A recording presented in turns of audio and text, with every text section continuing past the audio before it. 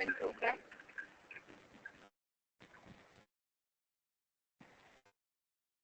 Today's resource person is Dr. Indu PP.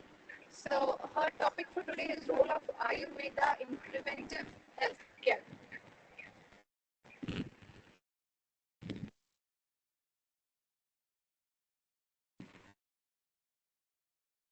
Participants, can you hear me?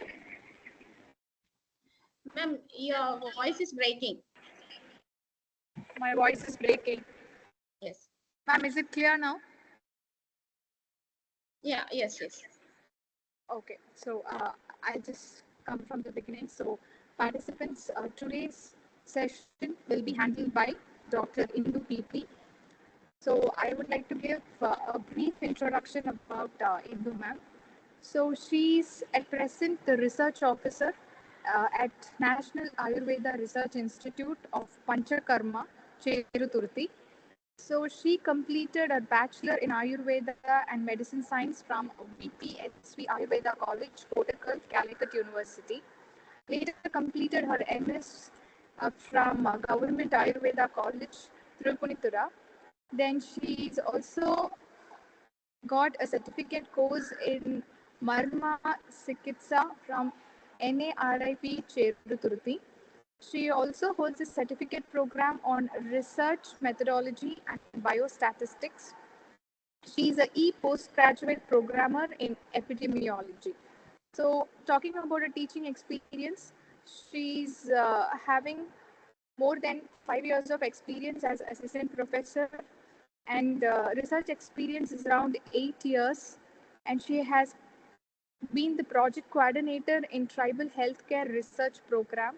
She's been the principal investigator also in the area of clinical evaluation, knowledge attitude testing and validation, and clinical evaluation in the management of osteoarthritis.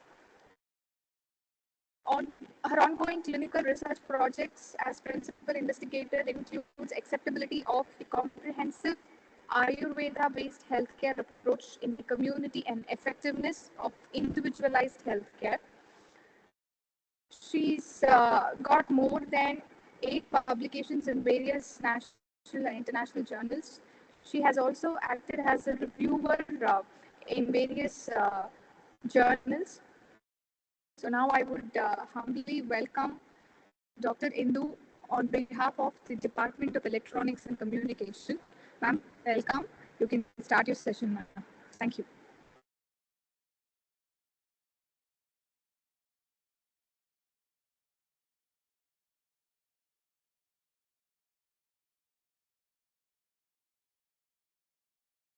Ma'am, your mic, ma'am. Sorry. Is it audible now? Yes, ma'am. It's audible now. Thank you, Dr. Kirtana, for the wonderful, for that nice introduction. And I would also like to thank Professor Mridula ma'am and her team for giving me this opportunity to talk before you. And thank you all for joining, especially on your duty of time on this evening. Okay, we will move on to our topic.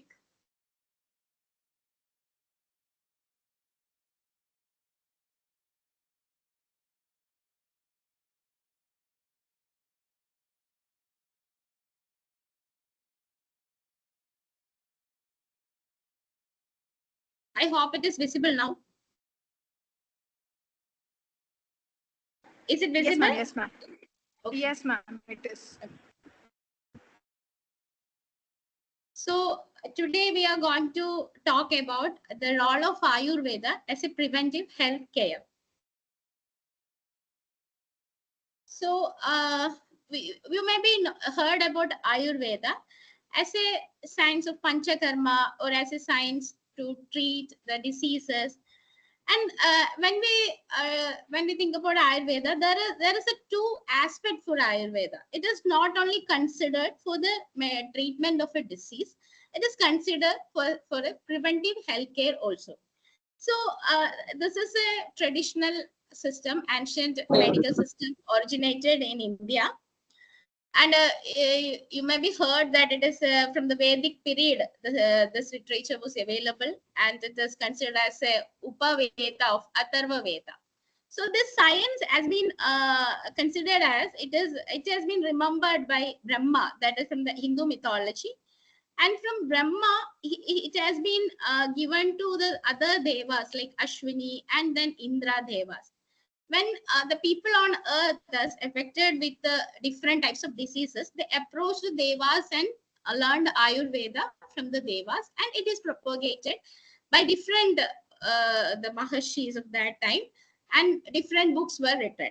So we have three primary books on Ayurveda, the classical references that someone of you may have heard, that Charaka Samhita, Sushru Samhita, Ashtanga Hridaya, like that. So when we talk about the health and the disease, so we know that what is health? Health is not just a absence of a disease. So when even the WHO definition for health is a state of physical, mental, social, and spiritual well-being. So we cannot say that a person is healthy when he is not having any, not at all, or no, not only having, or not only with the absence of the disease.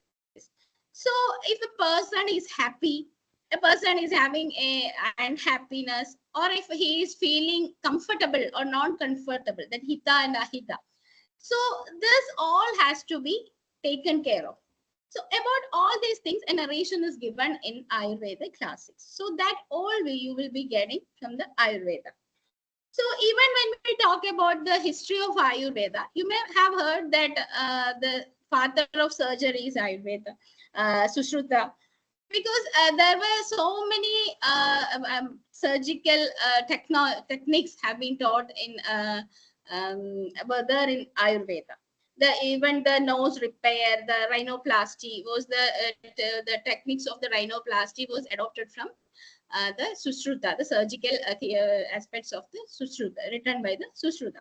So these were there, but during the history period, during the Buddha's period, so many surgical techniques have been that it have been pushed down, and some developmental issue has happened during that phase. In today's Ayurveda, I belong to a research and development wing of Central Council of Research in Ayurveda, that will from the Ministry of Ayush, Government of India. So we are focusing on in my institute, we are focusing on the diseases of neuromuscular and skeletal disorders and the Panchakarma. So these are all the how we have to consider about the diseases. So the portion where we have only think about the body, we are not considering the other aspect of a human being, like the mental, emotional well-being, spiritual well-being, or the social well-being. There we have to consider the prevalence or importance of Ayurveda. I'm here to talk you some of the principles or some of the guidelines that you can adopt to be healthy or to maintain your health.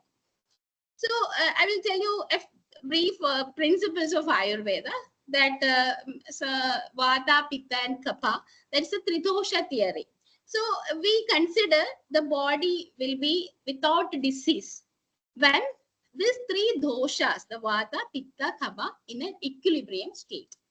If any vitiation or any increase of any of these factors or any decrease of any of these factors will will progress into the development of a disease. So this imbalance may happen due to so many reasons, even from our diet, from the environmental status, our mental status. All these factors will contribute to make the imbalance of this Vata, Pitta, and Kapha.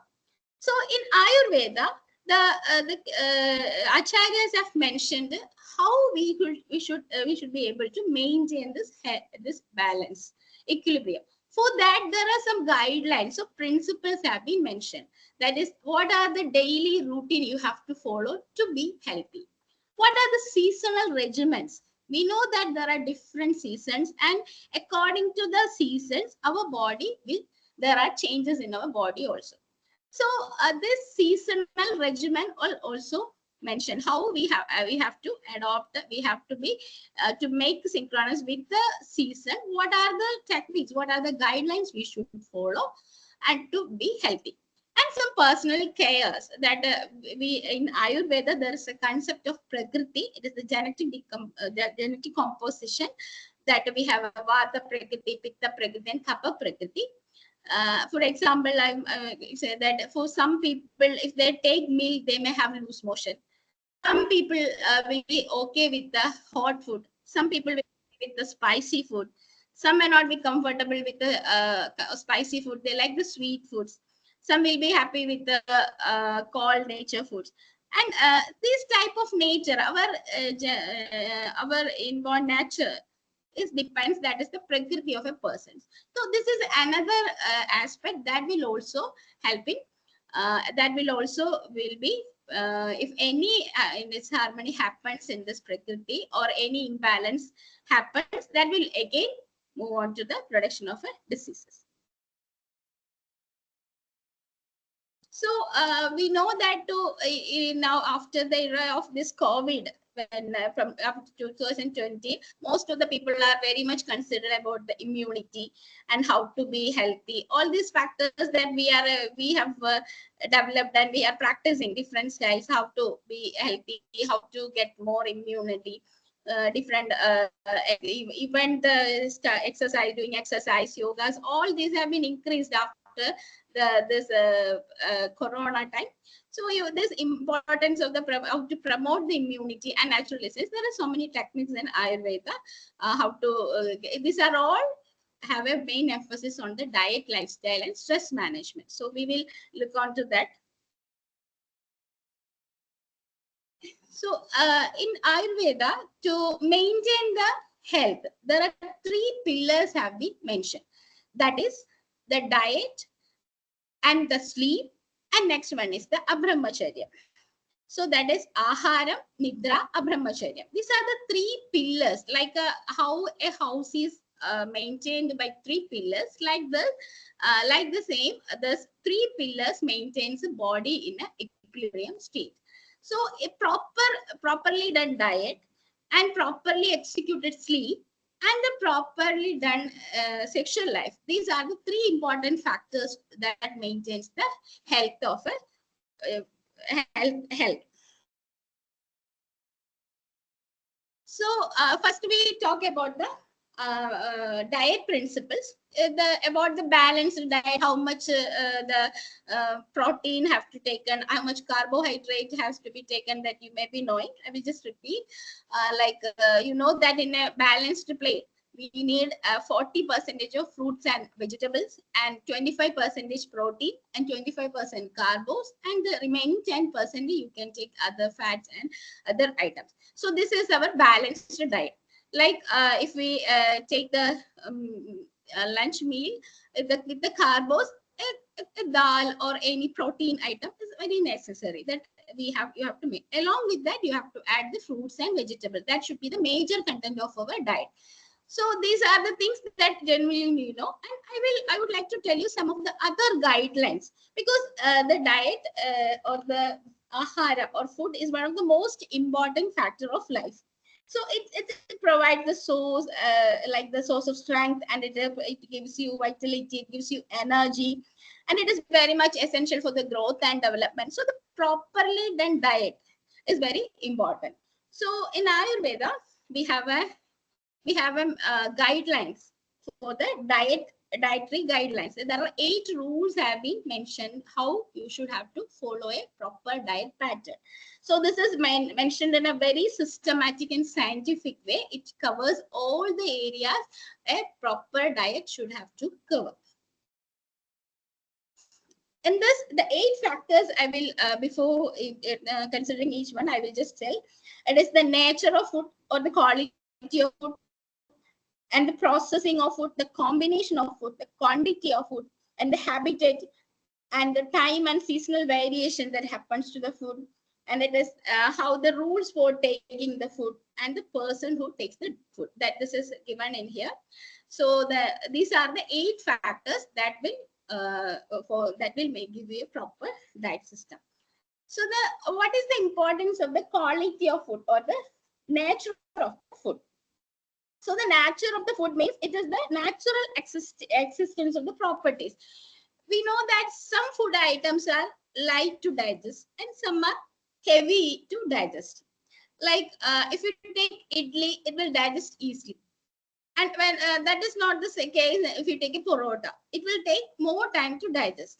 Like the same if you take green gram, cherupire, that will be very easy to digest. That is not the case if you take with the medhu vada, like ulundu vada, like things. It will be very heavy to digest. It will take more time to digest. So according to that, you have to finalize your diet pattern. So if you are a person that you are not having that much digestive capacity, or according to the different seasons, like some seasons you will be having more digestive power. During the rainy seasons, your digestion will be weak. So that all you have to consider, and you select a diet according to that only. So while selecting the diet, you have to consider the nature of the diet.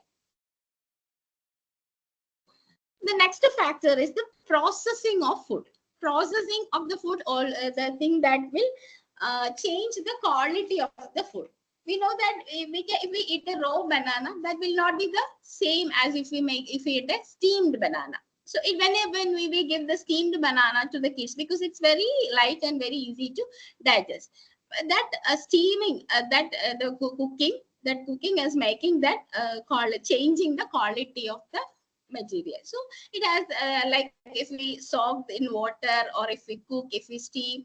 So different types of this processing of food is there. So according to that also, the quality of the food will change. So everyone has to choose the suitable type of processing, and the one that is easy to digest for you also. Next factor is the combination. So some food items are incompatible. Like these two, when two items combine together, it will have some toxic effect on the body. Some of the diet will be having cold in potency, and that some will be heat in potency. So if we mix these two type of diet together, it will make some toxic substances. And if you have continuously used some substances, it may produce some diseases in future, some skin disorders, or it may even change to the produce of some autoimmune disorders. So the combination, you in some places of even in some northern Kerala, uh, some people having a habit of cooking fish with the buttermilk. So normally it is considered as an incompatible food. And we know that fish is used with the milk.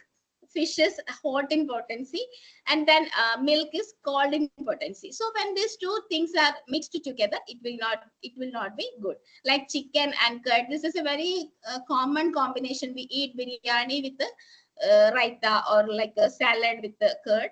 So these type of this, we very commonly we practice this type of incompatible food items. When we have a practice of this one regularly for a long period, it may develop into the production of a different types of disorders. Next one is the quantity of the food. How much diet, how much food you can take.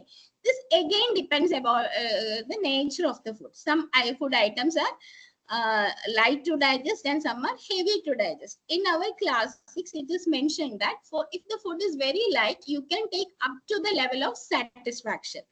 Just before the full satisfaction, you have to stop. If the diet is guru, that is, it is heavy to digest, you can stop at the half stomach level.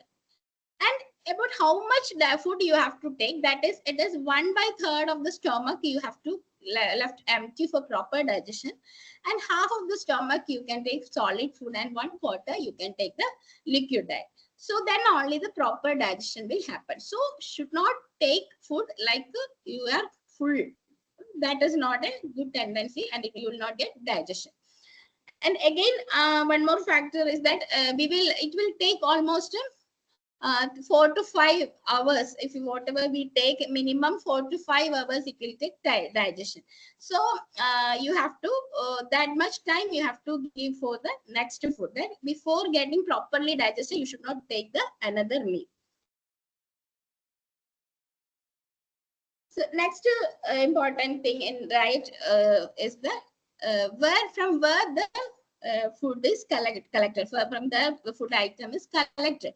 So that again is a factor that impacts on the quality of the material. We know that if a herbal medicine that is collected from the Himalaya, it will be a little better, having better qualities that compared to that is collected from a desert area.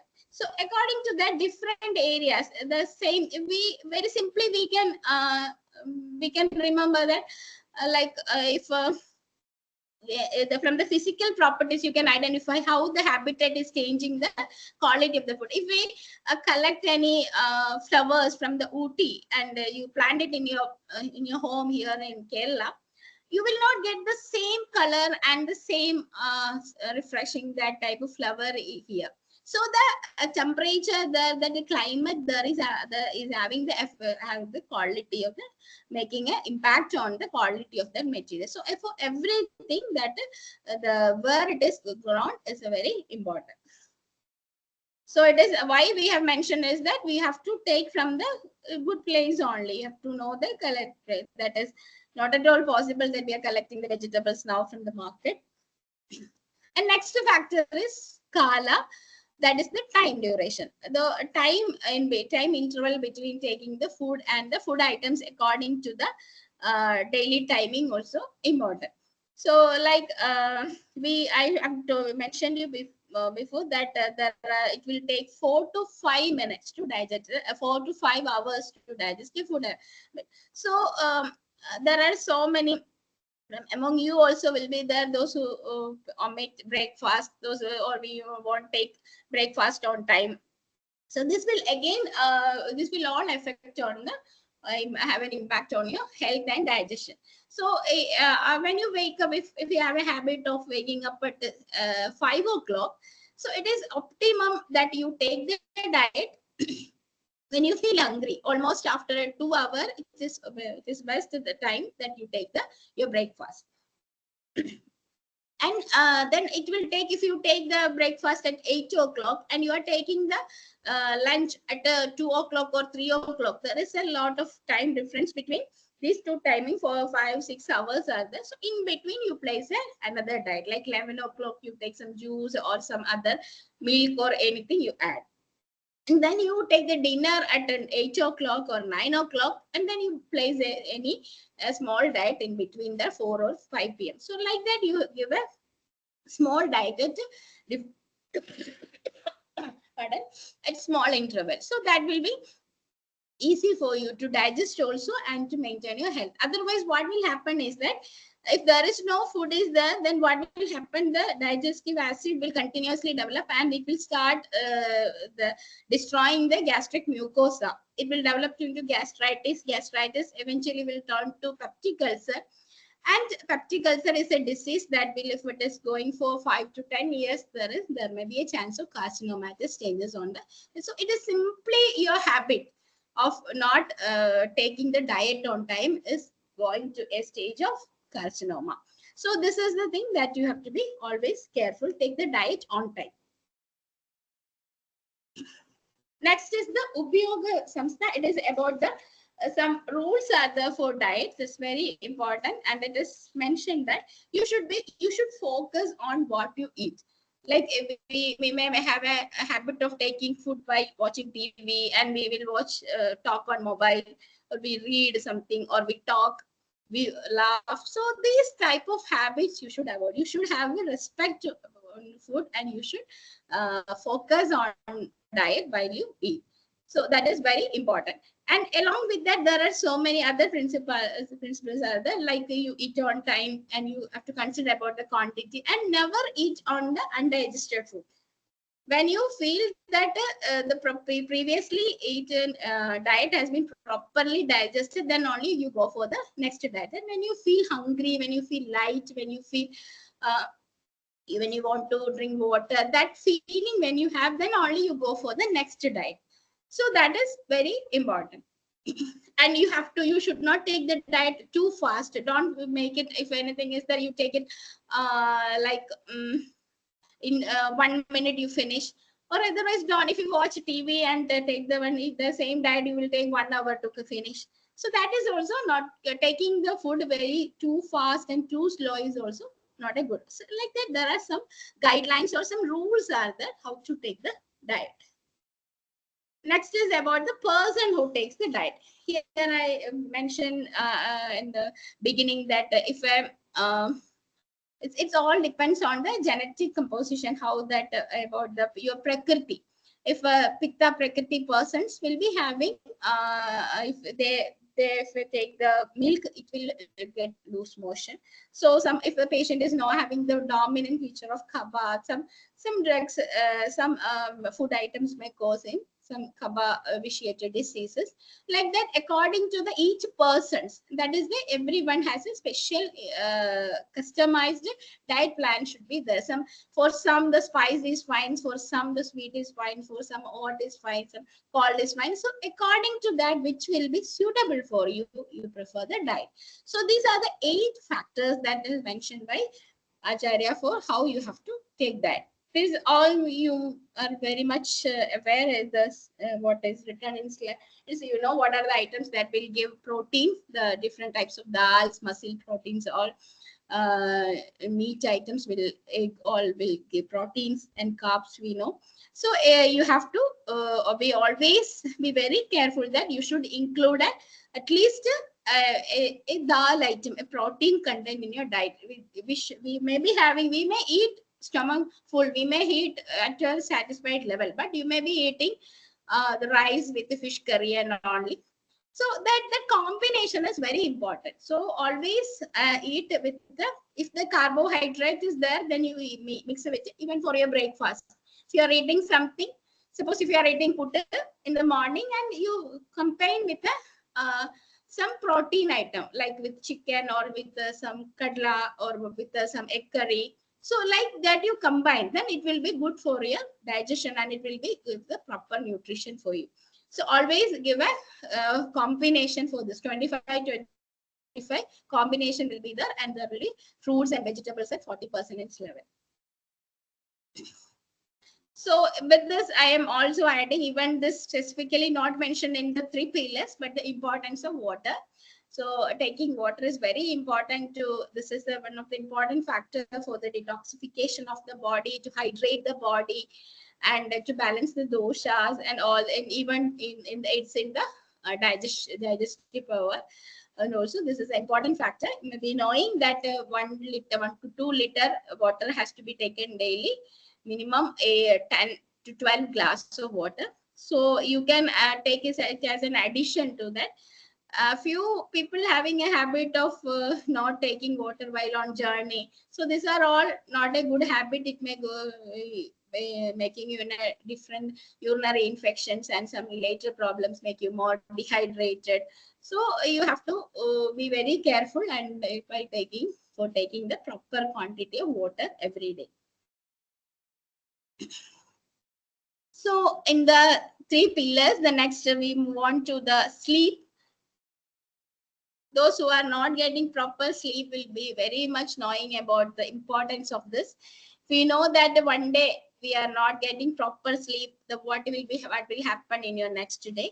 Will not be able to focus on anything. You will be feeling heaviness on the head, and you will not focus on anything. No concentration. All the day you will be sleepy. Even then, it will go to the indigestion. You can't eat. You will not feel hungry on the next meal time. So these are the like the normal changes we have. We don't get the proper sleep. So sleep is very important.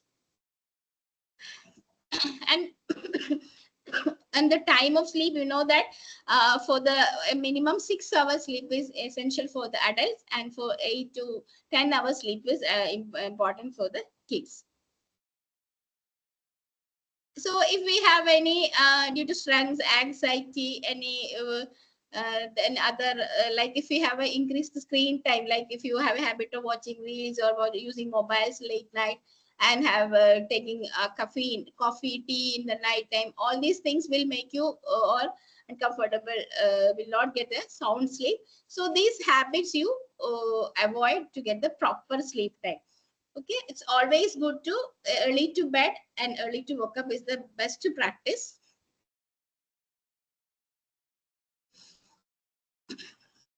So it is one of the important cornerstone for the health, and always it is good, better for the rejuvenation. So in the definition of health itself, it is mentioned that to get the proper sleep in night and to wake up easily from the sleep, these are the one of the important indicator of the health. So that is whatever with along with all other factors, if you get proper sleep on the night and when you have to wake up in the morning with the lightness and comfortably, then that you can say that that is what considered one of the positive indicators for the health.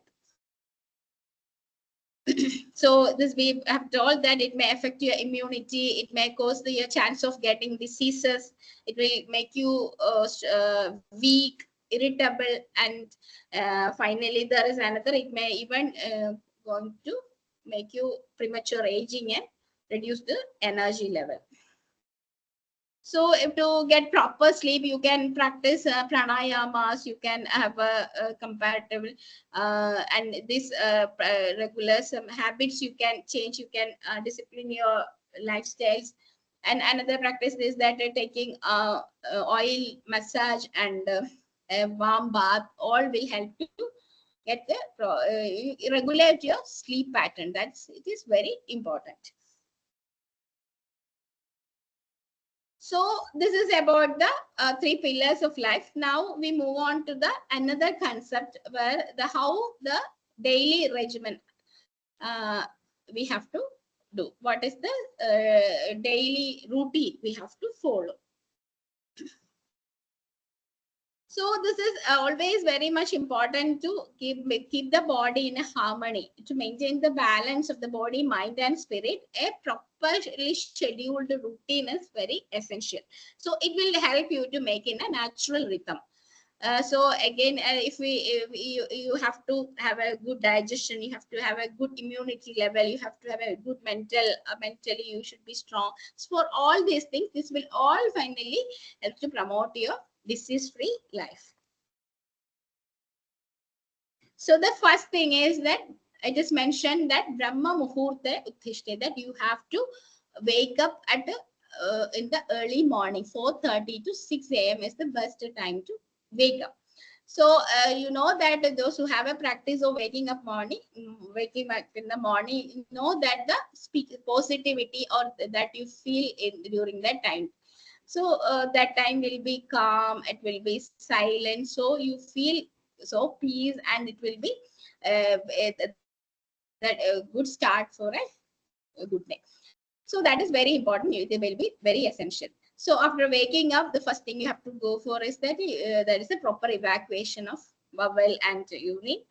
Then go for the oral health, the oral hygiene, brushing and all. We'll discuss one by one. So these are the early morning waking up practice that is important. And for oral hygiene, so it's not any herbal toothpaste I'm mentioning. It's some materials have been mentioned, even very specifically the how the toothbrush should be, what are the qualities of the paste. All are mentioned in classics. That is, I think the top. There is no relevance to talk about that material here. With the first thing we know that in the morning you have to do the brushing, and even after every diet, every meal, it has been told to do the brushing. And it's not like this is mentioned only for the healthy one. And if any disease is there, if he is having indigestion, any breathing issues, any cough, or he is having fever, or if the diseases of airborne diseases are there, that people they can avoid doing the brushing. And this we have discussed. It is very important. There should not be suppression of the natural urges. It will go to the dissociated. So it is very important for the detoxification of the body and to give a pleasant start for the day. Nasya is the oil application in the nostril. This is a practice. Somebody may be knowing this practice after the corona period. We have a specific medical preparation, Anu Taila, that can be done every day. When if you are not able to do the nasal inhalation, you can even just with the fingertip, you can just apply the oil over your nostrils. That will also give some effect on it. This is very important, especially in some climates. This is important to clear the nasal passages and to enhance the breathing and energize the sensory organs. Next practice is mentioned the oil application. So it is mentioned that every day you have to apply oil over the body. It is very important. It is a rejuvenating, that it reduces the body from getting aged changes. Early age changes can be prevented if you have a habit of daily applying oil over the body, and it will relieve the tiredness. And of course, it will relieve the diseases due to like joint pains, like diseases can be relieved with it. And it is mentioned to apply the oil over the head and ear and over the foot, especially. So along with applying the oil over the body, you can apply it over the all this region. And again, there are some, though these are all mentioned for the healthy people. Those who have diseases like indigestion problem is there, some fever like issues are there, they don't need to do the oil massage every day. Next one is the exercise. So exercise, it is mentioned that every day you should go for the exercise. And some people like the child or the old age people can avoid doing the exercise. And how much exercise you have to do? That is, it is mentioned that half of your strength you should do exercise every day. It's not like you are fully tired and you have, after doing the exercise of 3-4 hours continuously, you are getting better. And no, there is no need to that. Half of your strength should be the maximum optimum level of exercise. And also there is no need to do the exercise during the summer seasons when you feel body weak and have any diseases. There is no need to do the exercise. We know that it will make the joints flexible, boost our energy. It's again important to get the proper appetite. Okay, exercise is very important. So even though exercise is mentioned that you have to do, but it should be done in an optimum level. So there are some factors that has been mentioned that if you practice it excess, that will kill you. Like the one thing is that if you have a habit of not sleeping in night, if you have a habit of making exercise, and if you have a habit of exercise, sexual life, these will all, like it is a beautiful phrase is given for it. How the lion kills try to make a war with the elephant. You know that elephant is big and lion is small, but a lion can kill an elephant when it has a specific technique for that. But if we try to do the fight with the strength, like who are more strong, then of course the lion will die. So this thing you have to remember, like that this, if more than your energy level, more than your strength level, if you go for this thing in excessive, it will destroy your life. Next is bathing. Every day bathing is has to be done. It is very essential to clean the body and to remove the excessive waste like the sweat, and to become refreshing, like to relieve the tiredness and the hygiene. And of course it is for the to increase the digestion also. So if you have a habit of taking a bath in the morning, always it is better to have a good meal after the bathing. Always after the, we always recommend to take the breakfast just after taking a bath. And another practice we have to avoid is that those who are working maybe having such a habit, stop taking bath in the night, especially head bath. It is mentioned that you can use hot water for the body wash and use the normal water. Could never use the hot water for the head wash. It will destroy the your some makeup damage to your eyes and your hairs. So normal water should be for the head, and for the body you can use the hot water. That is the best practice. And never take a bath after 6 p.m. So most of the working people have a habit because they may be sweaty, and before going to bed you take a bath. It's not a good practice. After 40 or 50 you may develop joint pains, neck pains and all. You just stop this practice. You can see 50% of your symptoms will relieve. So don't make this type of practice this type of habits. So we have told that it is very essential for the detoxification and rejuvenation of the body, proper digestion, and boost the energy. You will get the proper focus and happy, and to make the doshas in equilibrium and to strengthen the immunity. So it's always if you make a disciplined daily routine, it will promote it will be a positive start to the day. Okay, can I move on to the next area? Oh, yes, ma'am. So next is the seasonal routine for the optimum health. So we have different seasons, you know, in especially in Kerala, the evident seasons we know are the summer and rainy season only. But there are 6 seasons. That is winter and spring, summer, rainy season, and then autumn and other major season. So winter, it's a light winter and the hard winter. Like in Ayurveda, there are 2. It is divided into 2. So we start with the yearly this from the January to mid of the March. It is winter. This is not that much evident in the Kerala state, but there will be, you know, that during the January up to the mid of the February we will be having a winter season. So during this season, you may be this winter season is the season where the body is having maximum strength. And again, you know that we will feel more hungry during this season. So always protect your digestive power with food. So whenever you feel food, never suppress that urge. And if you feel hungry, you have to take the food, because of that season, the external atmosphere and the seasonal changes, that you are feeling more hungry. So during this season, you have to maintain that. You have to protect that digestive power. And you know that during the season, if you apply oil and do the exercise during hot bath, it will be very good. And always there will be you protect from the cold weather also with the warm clothes and all. So spring is a season that will not be much evident in Kerala.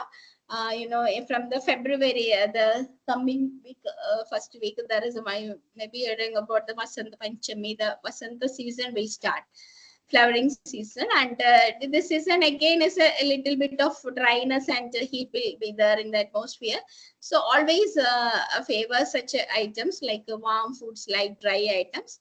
Always like to digest food items you take, and engage in a moderate exercise and practices. Next is going to the summer. Summer is the season when the body will be the body will be weakest in the summer season. So during this season, some practices you should always avoid. That even doing exercises, even it has been I must say, I am from a medical field. I must say that even in a class it is mentioned that even your sexual life has to be placed within a long interval during this period, because it will be very much tiring you. So you have to take a lot of water, hydrate well, and you have to take the cooling things and avoid the spice, salty foods, etc. So, we, even though we don't have a practice of all year, the Keralites having a practice of taking similar foods. But in the northern states, where they feel the extreme of winter and extreme of summer, they have a different traditional practice of food. You know that during the winter, maybe take the food items that will make the body heat hot. Like they will take the tilka laddu, methi ka laddu, like and they will take eggplant. So even lashun, that garlic, all these things they will take in plenty. But when they come to the summer season, they avoid taking these type of foods, and they will take bill and that mm, raw mango juices. There are such things that will make body cool. So that practice we don't have, but still now the climates are getting different. The season is getting different, that we are getting some more cold, during the winter seasons, and the summer season so tiring. So it is always better to use such things, that you avoid taking more garlic items, and even those who have like moringa, that leaves, if you take, these are all very hot in potency. So such items, spicy foods, all these things, if you avoid during the summer season, it will be, you will be feeling better. So this have to be careful according to the season. Even your dressing also, you can wear light colored, loose fitting dresses, take more consideration or more on water. These are the things that you should be very careful. According to the season, you make changes in your life. And during rainy season, rainy season again, that is digestive power will be very weak in the rainy season. In a traditional practice of Kerala, there is a karkadaka kanyi, you may be knowing. So if we know if we look into the ingredients of karkadaka kanyi, that it will be pipali, pepper, then it will be ginger, like digestive power increasing things will be, spicy things will be there. So these are all to ignite your digestive power. So these things are very good, because we have to protect your digestion in the rainy season. So you have to take the food also according to light food has to be taken along with that will increase the digestive power, will be better. And while taking the water, you should have to be very careful. And the rainy season is a season where we will get a lot of communicable diseases. So you should be very careful during this rainy season. You have to take all the precautions to get rid of these diseases. Now the autumn season, that is from the mid-September to November. This season is again not after rainy, before going to the winter season. There will be a more heat season is there. We in Ayurveda we consider this is a season where the Pitta dosha is getting more vitiation. So all the things that will make the body cool will have to be taken during this season. And again the early winter from the November to January. The same regimen that you follow during the January to February, you can follow during the season. So even the water intake, all these things you have to be careful. In summer, we feel thirsty because of the sweat and all. We will be having a habit of taking water. But the same practice will not be there in the rainy and in the winter season, because we don't feel thirsty, we don't take. And even somebody will not like to during the rainy to go to bathroom frequently. They won't like to avoid it because it's already cold and already rainy. So but to avoid that, they may reduce their water intake. This will again make into disease. So always take a fixed amount and optimum amount of water, whether it's season or non-seasonal.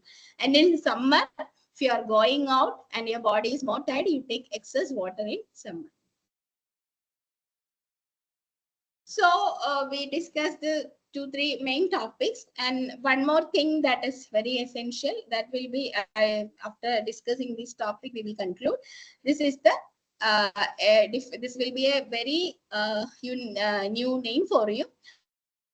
That is it is spelled as Vegas. That is the natural urges. the science of managing natural urges. So we know that there are so many natural urges comes from the defecation, urination, sleep, thirst, hunger. These are all the natural urges. So in the Ayurveda classics, we consider there are two types of natural urges. That one that should be suppressed, and the other category that should not be suppressed. So the items that has to be suppressed include the natural urges like urination, defecation, sneezing, yawning, hunger, thirst, crying, vomiting, all these type of the natural urges. And there are some suppressible urges also that make up. You should manage to how to or make a practice of suppressing that urges. That is like anger, greed, envy, fear. These are the urges that you should suppress. That will be better for your health. So to make the body in health, these the non-suppressible urges has to be control should not be controlled, and suppressible has to be controlled. So what will happen if you suppress urination for some times, that if you are traveling and you're not comfortable, you're going in a train or bus, you don't get a comfortable toilets and all, you suppress the natural urge for some times. If most of us may have such experience, so what do you feel after 1 hour or 2 hours? Course you will feel pain, and then after that when you get the proper toilets and all, you will not be able to run, and eventually it may turn to urinary infections and the disorders, and it may develop into further other kidney disorders. So it has to be very careful that should not be controlled. And defecation, of course, you know that if you are not getting proper toilets, if you then it will eventually develop to constipation and develop into different anorectal disorders. And sneezing, if you try to control sneezing, it may develop into breathing issues and headaches. And thirst, it may produce dehydration. And hunger, of course, it will make you weak. So when you suppress continuously, you suppress these natural urges like bladder infections. So a simple urinary infections, if it is continuingly for long time, even it may develop into a bladder carcinoma. So these are all the simple things. So even we are getting plenty of patients during this winter seasons and rainy season with the urinary infection, just because they just avoid taking water and all. So they don't know that this simply urinary infection, it will come frequently, then I will take a lot of water, then it will be over. So if what will happen, that infection is recurrently it happens, it may even be one of the cause for this triggering cause for a carcinoma. So very easily you can prevent this type of conditions. And if defecation is not done properly, you suppress that urge, you may develop hemorrhoids like diseases. Constipation may eventually develop the hemorrhoids, and sneezing like headaches and thirst, skin issues may develop, and digestive low immunity. So different types of you may go into disease if you are suppressing these urges. Now we move on to the philosophical area of Ayurveda. Here, some of the urges has been mentioned as that you should suppress it. You should be able to control it. You should know how to manage your anger, your greed, your fear, and your lust. So what will happen when you are very angry? You have a habit of getting emotional. You get hypersensitive. Suddenly you get anger. So what will happen? It will be making you more and more stressed, and eventually you develop a hypertension. And if you are having a greedy nature, so it will be in a dissatisfaction, making you in anxiety and depression. And if you are having an excessive fear on small things, you fear and you're not able to control your fear, even small changes in your routine is making you fear. So what will happen? You will day by day you become weak, and finally you may become diseased. And like the lust, excessive indulgence can make the mentally upset. So with this, I would like to add some of the things mentioned in the same chapters, that there are some of the things that you should not practice. Like there are 10 activities have been mentioned in this category, like killing or theft, and then telling bad words about someone, and others, if you are getting interest on others things. So these are all the things we know that recently you maybe heard, maybe your institute also maybe have taken class on the Posh Act, prevention of sexual harassment. In that there is a simple activity, like if a colleague is getting promotion, or if your senior officer is giving a award, or giving encouragement, or giving a promotion to your colleague, and it happens to be a female colleague. Female colleague is telling that she is having some connection with the boss, that is why he is favoring him. So that comes under a sexual harassment, and it is a punishable offense. So this type of, what will happen if a female employee is it will cause some negative impact on her, and that will make her not able to focus on her work. She will be mentally disturbed, will make her anxiety and stress. In the post law, that if such an act, such you may have heard that your colleague is telling something about you, some gossiping about you, you can complain. It is a offense. He will be getting punishment for that. So that is the law. But still, you know that simple talks will make you mentally disturbed. So these type of things you should always avoid. That makes others negative, increase the negativity. Eventually a mental disease will develop into a physical issue. Now that we know, like on the exam day you will be getting loose motions. Okay, like if this any simple mental issues will directly develop as a body issue. So it is mental diseases and physical disease, this is interconnected. Even if you are having a pain, or your pain is not relieved, it is continuous, or if you are having gastric issues for a long, it will make you in a depression and anxiety. So it is mutually there is a chance of getting it. So always better to avoid such kind of things. Between that, I want to add one more thing. It is while talking to someone, it is very important in the office, in office, or between the colleagues. Always in Ayurveda, it is mentioned that sarva dharmeshu madhyamam. In all the activities, it is always good to keep in a medium level, medium pace. So it is to be, even in your workplace or over, always it is one of the phrase in Ayurveda, sarva dharmeshu madhyamam. So the best qualities, if you are making a topper, or in the law, what will be better than you always keep in a medium pace. And while talking to the others, there is one of the important factor you remember, satyam apriyam na bruyat. It is mentioned that even if it is truth, it may be truth, but it is not comfortable for the other. That will not make it. If you tell a truth, that is not making the opposite happy. You don't tell it. Always tell that others that will be happy. So what will happen if you know that a dark-skinned person is not good in a bright, vibrant colors, and you directly tell him, there is any need to tell that this color is not suiting for you because you have dark skin, is not matching for you. What, even it may be truth, but what will be the result? What benefit it will make? Just to simply make the other person anxious and stressful. So there is no need. Even if it is a truth, if it is apriyam, that it is not comfortable for the others, don't tell it. Leave it. So that is one of the important factor that is in a philosophical level that is mentioned in Ayurveda. So for the suppressing of the natural urges, you can non-suppression. For the non-suppressive urges, you can do the practice according to their life, taking water, and you can do like that. For the suppressible urges, you can practice meditation and yoga. In make a contentment and emotional control, you can practice this thing.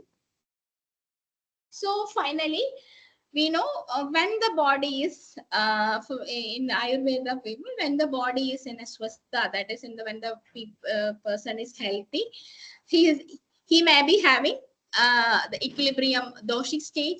He will be having a equilibrium digestive power, and all his development and the removal of the waste material will be in a normal level, and he will be having mentally, he will be happy. So when we will simplify it, who is healthy is mentioned in Ayurveda. Those who have a desire for food, okay, and after taking food, those food is properly digested, and those who eliminate the waste material, urinate or defecate properly, those who have a lightness of the body, whose the senses are working properly, those who can sleep easily and wake up sleep easily, and those who have a mentally happy, that person is can be tell as healthy, he is having arogyam. Okay, now we finally just look on to the definition of health in WHO. Health is a state of complete physical, mental, social well-being, not merely the absence of a disease. So that you have to be very careful. It's not only your physical state, so your mental, social well-being also have to be considered, and you have to follow all the things. So for this, there are some guidelines have been mentioned. We have gone through the daily routine and the seasonal regimens, personal diet, lifestyle manner, and all these things are very important to make the always you treat yourself, take a self-care to be in a healthy state.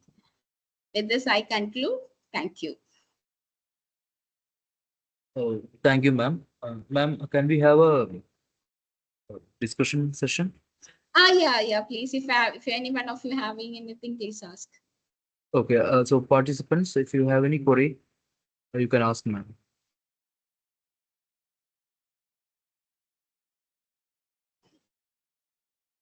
Hello, am I audible? Yes, ma'am. Okay, thank you, Indu ma'am, and thank you for the organizers because I think the entire session is really good. I've been attending it for the last 3, 4 days, and I've come to this conclusion that everything is on top. I just have a little query, ma'am. With reference to it, you mentioned that you have to drink enough water, and if you're not drinking enough water, then can you just cover it up, like how to cover up that entire take? Because it has happened with me a lot that whenever I'm not taking more than a glass of water, the headache and migraine start pitching in, and then it triggers the stress, and then my eyesight also get a little itchy. So, as a doctor, I'm asking you, can you just suggest that is it only related to water, or is it something more than that? No, if you have so suppose I'm talking about the condition you mentioned, you have a migraine issue, right? So in that thing you have to be very much careful about one thing, that you should not develop any gastric issues. Okay, that is the first Okay, ma'am. consideration in the prevention of the migraine. And the first thing I must tell you that you should take the breakfast on time. Okay, so maybe that you are telling that you are taking water, and you may be on empty stomach, you're taking more water, or there may be some other issues. It may not be you have a water allergy or like that, that is developing into that you are not getting what is the thing happened there. Okay, I think if you have such a issues, then you have to be properly have a protocol on it. If you take the, you just try make a difference in that, and I don't think that water will make you migraine or not. You just make other things also consider that. If you have the, like people will tell that if whatever will happen, I have gas issues, whatever I take, I have gas issues. So they are not understanding why that gas is developing, because they will be on empty stomach for a long time. The food is not there in the stomach, that fuel is not there. So what will happen, the stomach is getting destroying the level. So that you may be having some gastritis or gastric issues may be there, and if you take the water in that, it may be triggering. Okay, that may develop into headache and migraine like issues, and better always take the proper. And another thing, like if in the empty stomach you take black tea in the morning, only tea in the morning without a solid item, you take a tea in the morning, and you have a habit of taking 2 to 3 tea in the tea. So these all will trigger a gastritic like issues. So this thing you have to be careful, and you just try whether with only with water you are taking, and how is your habit. Just to have a look on it and analyze it, how it is happening. And if anything more you feel that we have a look customized, we will think whatever is it. Thank you so much, ma'am. Thank you. Actually, in the morning, I take black coffee. So I think that is the trigger. Because Yeah, after that black is coffee, because you may be waking up at 5 o'clock and you are taking. mm-hmm. See, we have taken the dinner at 7 or 6 or 7 or Yes, 8 ma'am. o'clock. We will be on fasting, and you wake up at 5 o'clock, and you may be taking only a black tea in the morning.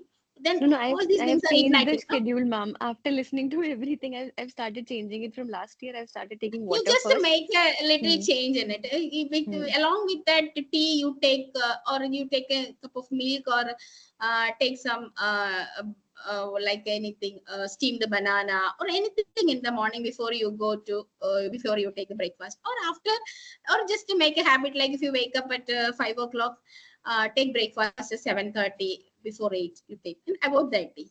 Hmm? All right. Then Thank you you so will much, get ma'am. the Thank you. results. Okay. Okay, ma'am. Thank you. Hello, ma'am. Hello. Hello. Hanji. Ma'am, Panchakarma in Ayurveda is, I think it is very important. Yes. Can it be a effective way to manage the weight or to reduce the weight? Yeah, of course, sir. Of course, if you are overweight, we can have a Panchakarma therapies. It will be good overweight. The first thing is that the first thing we have to be your diet pattern. You have to be proper, and you have to manage your digestive power proper.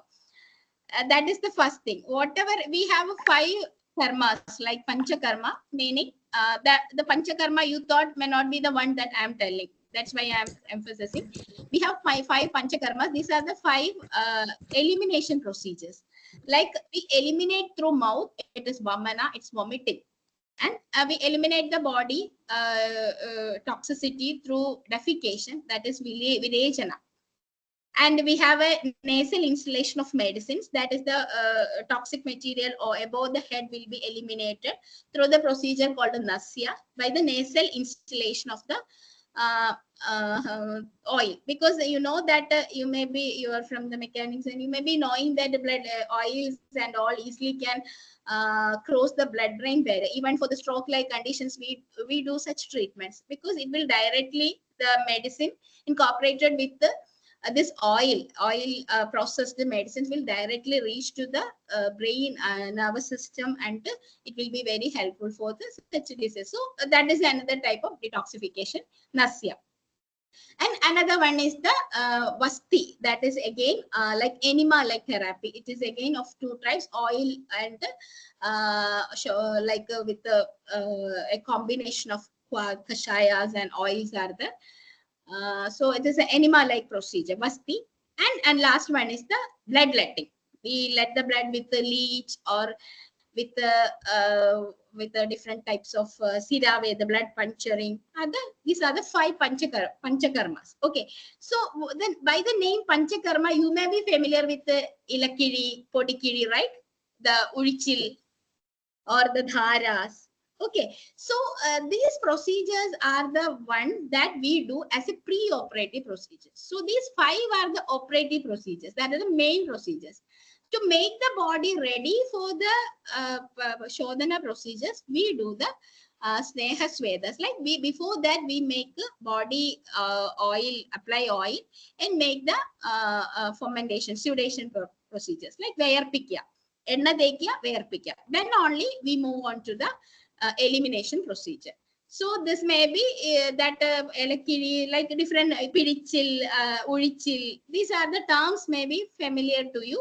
These are the actually the sneha swedas, the pre-operative procedure before the karmas. So if, according to what makes you obese or what are your conditions, according to that we choose the different procedures. Normally the practices are like powder massage and vastis are the procedure we normally practice for this. So like that it will be very good for you to go for the panchakarma if you are overweight. Okay, sir. It means there are numerous benefits of Panchakarma. So I think it is always better to do it at least once a year. Yeah, it is for the healthy people. There is no need to do all the panchakarma. Like bloodletting is not needed. But if a skin diseased person can do the bloodletting every year, like that, all the panchakarmas are not to be done for healthy people. But for the healthy people, there are optimum level of panchakarma can be. There is no need to do. You can practice. It is good.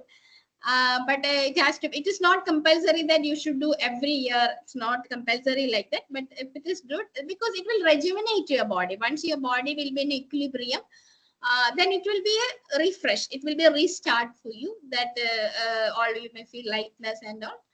That is the thing. Yes. And if you get proper digestion, again it will be your all the things will be in a regular form, in a normal form. Right. Thank you, ma'am. Okay. Thank you. Okay.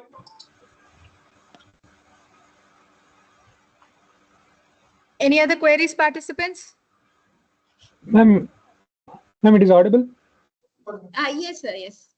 Ma'am, it is possible to reduce lipoma without any surgery? Lipoma, actually, we have some medications also, like Ulivettadegadi, Huatas are the common practice for this. But the thing is that there are two types of diseases. Few can be treated by medicines, few can be treated by medicine and surgery. So I couldn't say that if you take any kashayas and 100% of your lipoma will dissolve. But you may have even we some those who are not opting for the surgery, we will get some difference. And lipoma is a condition that is not needed for surgery also. It will not make you any issues. It's just a cosmetic, no. I don't think it will make any other health issues. And if you have a high triglyceride or cholesterols are high, that level you have to be controlled.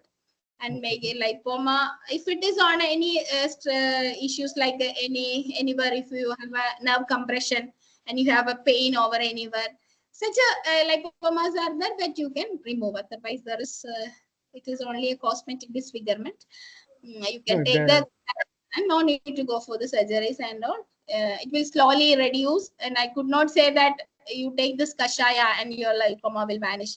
We couldn't tell like that. No, if the size is get increasing, Sir, what? if the size of the lipoma is getting increasing, we have to go for surgery. Increasing after surgery? No. If the size of the lipoma is increasing, we have to go for surgery. It won't increase much, but if increase or if you make it more disturbing, like if you have any compression symptoms are there, any pain issues are there, then you go for surgery. Otherwise, there is no need to go for surgery. Okay. And surgery also, it is a simple surgery. Just it is not such a deeper tissues. Just open. I belong to Ayurveda surgery discipline, so that lipoma excision is a simple surgery also. But it will not be an important thing. And thinking about lipoma, you don't have to be more stressful, and that will make you some other diseases. So there is no need to think about it. Just to think on your vitals properly, like your blood sugar level, cholesterol level should be in optimal level. Then there is no worry about this things. If it make you uncomfortable, you can go for surgery. Okay. Thank you very much, ma'am.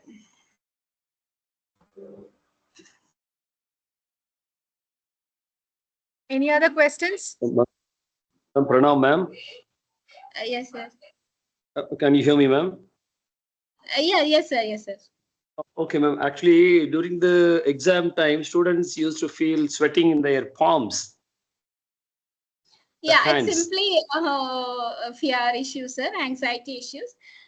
Okay, ma'am. Some of the things we can tell them to adopt some cycles during the season that we normally like always it is good to take light digestive food during the study period and all. Okay, and always try to just we tell these are the common practices those making the students will ask the points before the exams and all. So before that, it is a good practice to have a taking yoga or meditation techniques and all. And always tell them to be before exam time, if somebody is having more anxiety issues, it is always better to tell them that you should avoid group discussion and all just before the exams. Okay, nothing will happen if you talk about some points just before the exams. And we know that the past memories will be more evident when you sleep properly. So just before the exams, we have one thing you can tell them to practice. What we normally tell that watch Kilikam film or watch any comedy movies right now. I am a 80s born, so I'm thinking about some movies that make you jog, comedy movies that make you happy. Just to stop studying on the lunch break time before the exam, one day before the exam, and then you watch movies and all, whatever you make a little calm and cool activities. This will make them regular. Sleep at the proper time, and proper sleep just before the exam day is very important to get memory of the past things. Just we have studied a long time before, that will be come to your memory if you have a proper sleep in the morning and if your body is cool. This is just issue. And if anything is there, it is a good practice to take a Manasamitra Vadagam. I'm not prescribing the medicines, but it's commonly we all take such things that will be having a cooling effect. Okay. These practices you just inform the students is just fear related issues. We like anxiety, nervous is like the condition is happening. Okay, ma'am. Okay, thank you. Thank you very much. Any more queries?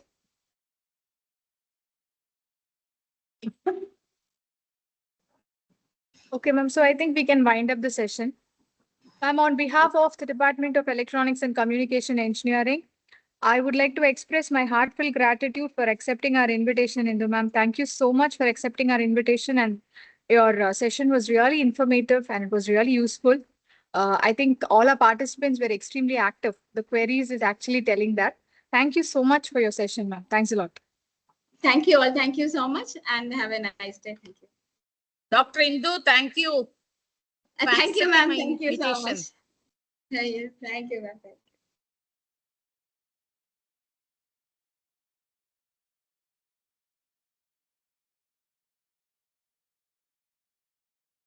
Participants, we can start up with our second session of the day. So this session will be handled by Dr. Lakshmana Kumar Ramasamy. He is a faculty of Computer Systems, Higher Colleges of Technology, United Arab Emirates. So let me begin with his brief introduction. Dr. Lakshmana Kumar Ramasamy is also known as Dr. Lucky. He is currently serving in the Department of Computer Information Science at the Higher Colleges of Technology. It's a government institution in the United Arab Emirates.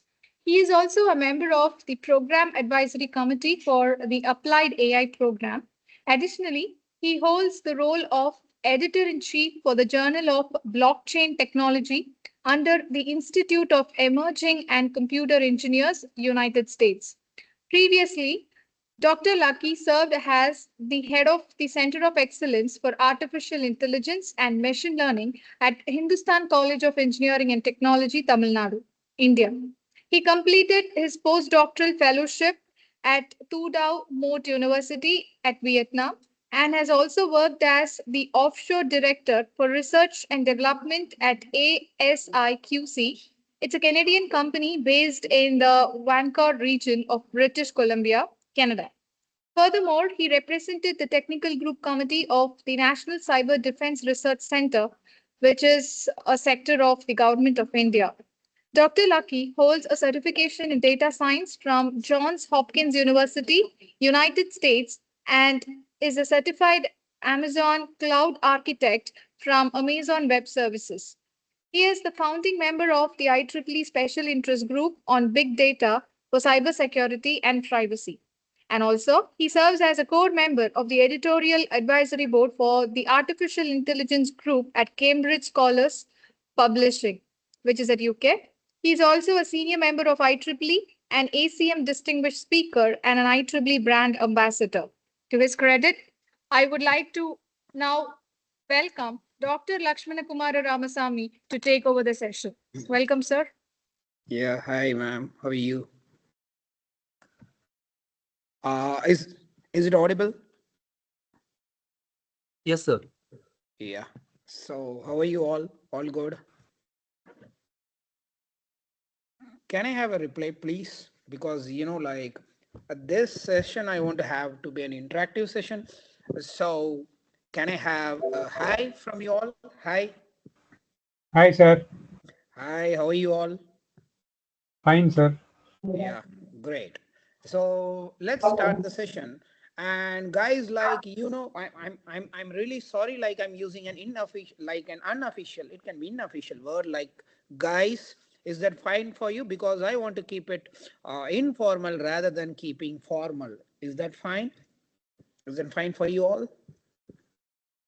This friendly session is good, sir. Yeah, thank you so much, Mr. Uday Suryan. Thank you so much. So, getting back to the point, and today we are going to discuss about a topic called digital detox. Right? Okay, so give me a moment. Let me share the presentation.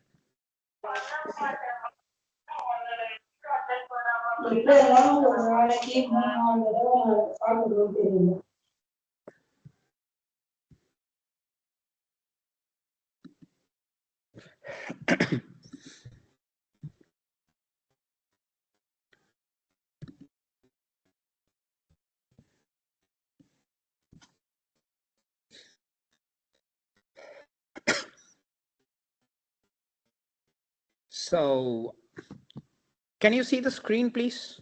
Is that visible to you all? Yeah, visible. Yeah, oh, perfect. So let me open my, yes. So this is the topic. So today we are going to talk about something called digital detox. And I personally feel like this is very, very important. And being a tech guy, and I'm just working in AI for past like 7 years. So And sorry for interrupting, sir. Yes, sir, your slides are not visible. Oh my God. Really?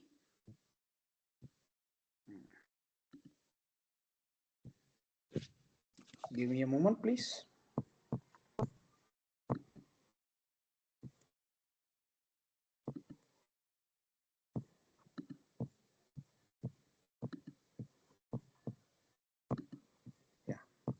So what I can do is,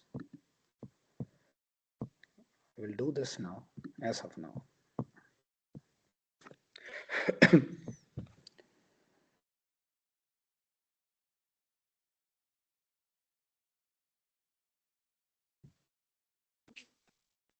Yes, sir. Yes, sir. It's now visible. Yeah, thank you so much. Right, okay. So, like we are going to discuss or like talk or narrate about a topic called digital detox. And I personally feel like this is an interesting and important concept in our tech driven world. Yes. Why? Why this topic is very important. We talk about technologies, and moreover, being a technical guy, I'm working in AI for past 7 years and in blockchain for past 3 years. So as a tech guy, I can really feel that how much stress we are getting into that, especially being an academician, being an industry guys, we are undergoing stress every day. Okay, right. So I'm going to ask you a simple question. Are you all using a mobile now?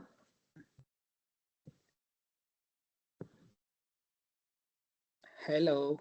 Are you all using Yes. the mobile now? Yes. Yes. Yes, yes, yes. Sir. Yes, Yes. yes, yes. So next stupid question. Don't take me wrong, right? Next stupid question. So do you love your phone? Slightly, No, sir. sir. Yes, I will, because like at the end of this workshop, I would call this as a workshop rather than a session. I will make you to feel that you are in a different world. Trust me. Trust me. We have some activities to do. Right. Yes. So who is your enemy? You know who is your enemy? You are with your enemy. Right. Your mobile is your enemy. I will tell you why. Yes. Because like now in this time, we are constantly connected to our devices, right? Whether it's for work or for education or for leisure, we generally use the devices. So with these devices, generally we will be overwhelmed. Now, please tell me, like, how many of you feel happy when you get notifications? Anyone, please? Sir, when the notification is from the bank that we are receiving the salary, I will be more happy, sir. Yes. And the next thing, yeah, and the next thing, when you will get sad, when you see something in your mobile, when you get sad, anything which spoils your mood, am I right? Anything which spoils your mood. Yes. Now the question is, why you are happy after seeing something in your phone? Why? Do you know why? Why? What makes that happiness? How you are getting happiness by seeing your phone? If I tell you something, you will go mad. Especially the apps which you are using uses some technology. I don't want to name the technology. Okay. For your understanding, you can take it as an AI or anything, right? Okay. So they use something to give high dosage to something called dopamine. Like, guys, have you heard about dopamine? This is very important. Dopamine. Have you heard about dopamine? Yes, sir. It's It is a feature related to releasing. drug. Drug. Good. Anything? Anything more about dopamine? This topic is related to dopamine. 100%. I think dopamine is related with the pleasure. Okay. Fine. Dopamine When is related. Yes. when Okay. So. when dopamine is released, Okay. Sorry, I so can I just speak? like. Yeah, please. Of course, please. Yeah. So when that dopamine is released in the brain, then you get a feeling of happiness. Okay. So it means so it means if something comes, like, let's say if you feel happy, the dopamine is responsible for that. Am I right?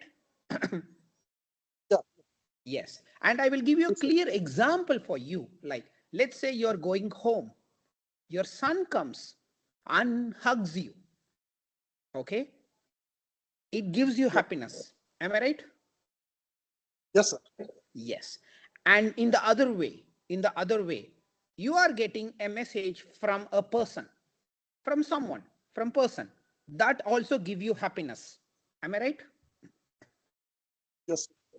So now honestly tell me, which one gives you more happiness? Honestly. The sun. No. If the Honestly, sun is it's. hugging you, Yes. See, actually, the truth is, our happiness, when your son hugs you, it gives you happiness. But the level of happiness you get from your brain is low. It's a stable happiness. But when you get something from the mobile, when you see some shots, when you see some reels, you feel more happy. So it means what? You are getting the high dosage of happiness by using these applications, these apps. So if your son comes and hugs you, that's a real happiness, but your brain will give you it's a small amount of dopamine. So you will get a small amount of happiness. So that's the reason people are addicted towards high dopamine. Now here for you, how many of you love to play games? How many of you love to play games, please? Games, any games. Games in the mobile or PS5, Xbox, Nintendo. Anyone, please. Anyone?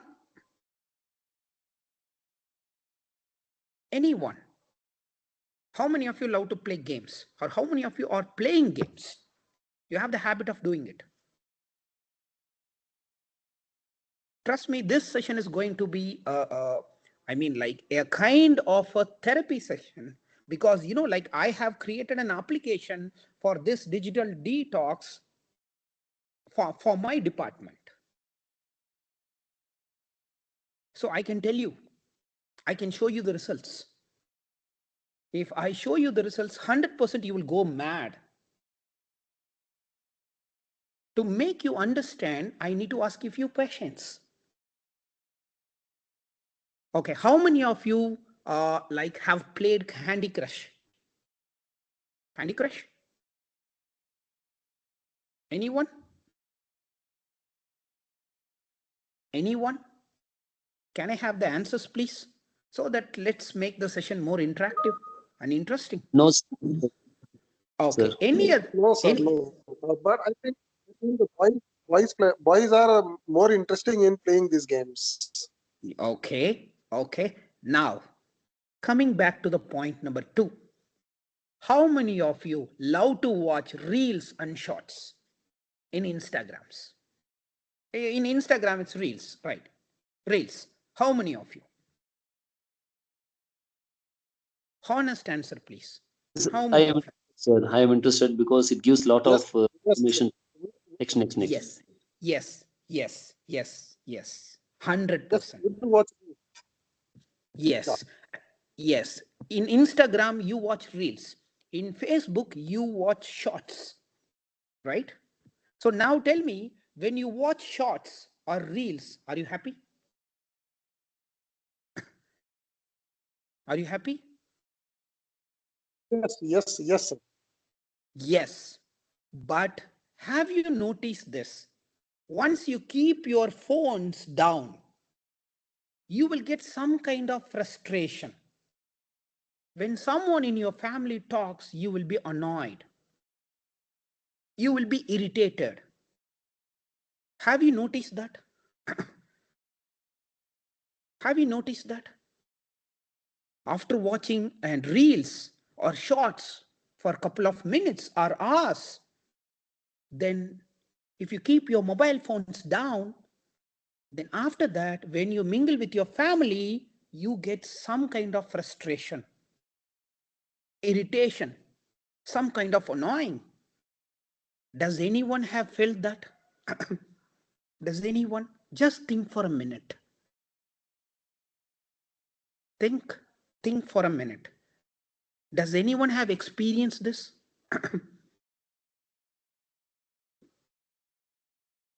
Guys, just give me the answer. It's fine. I will feel why I'd seen these shorts and all. I will feel like that.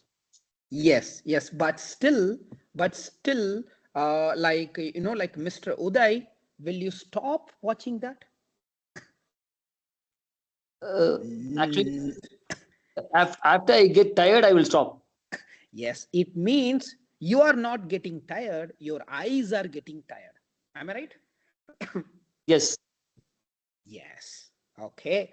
So it means you are in a high level of stress.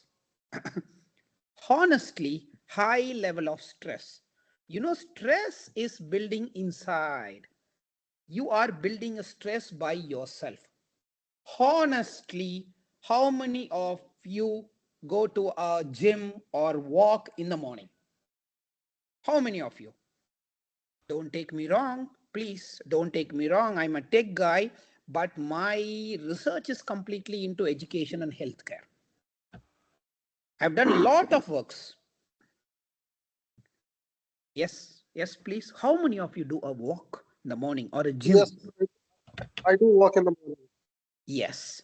So now the point is, sir, you do walk in the morning. Do you keep headphones or AirPods on the ear when you walk? Sir, I don't, but I have seen many others doing this thing. Yes.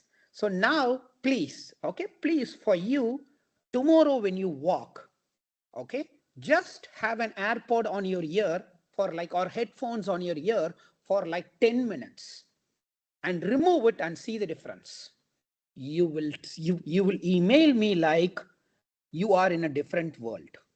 Trust me, you are in a different world.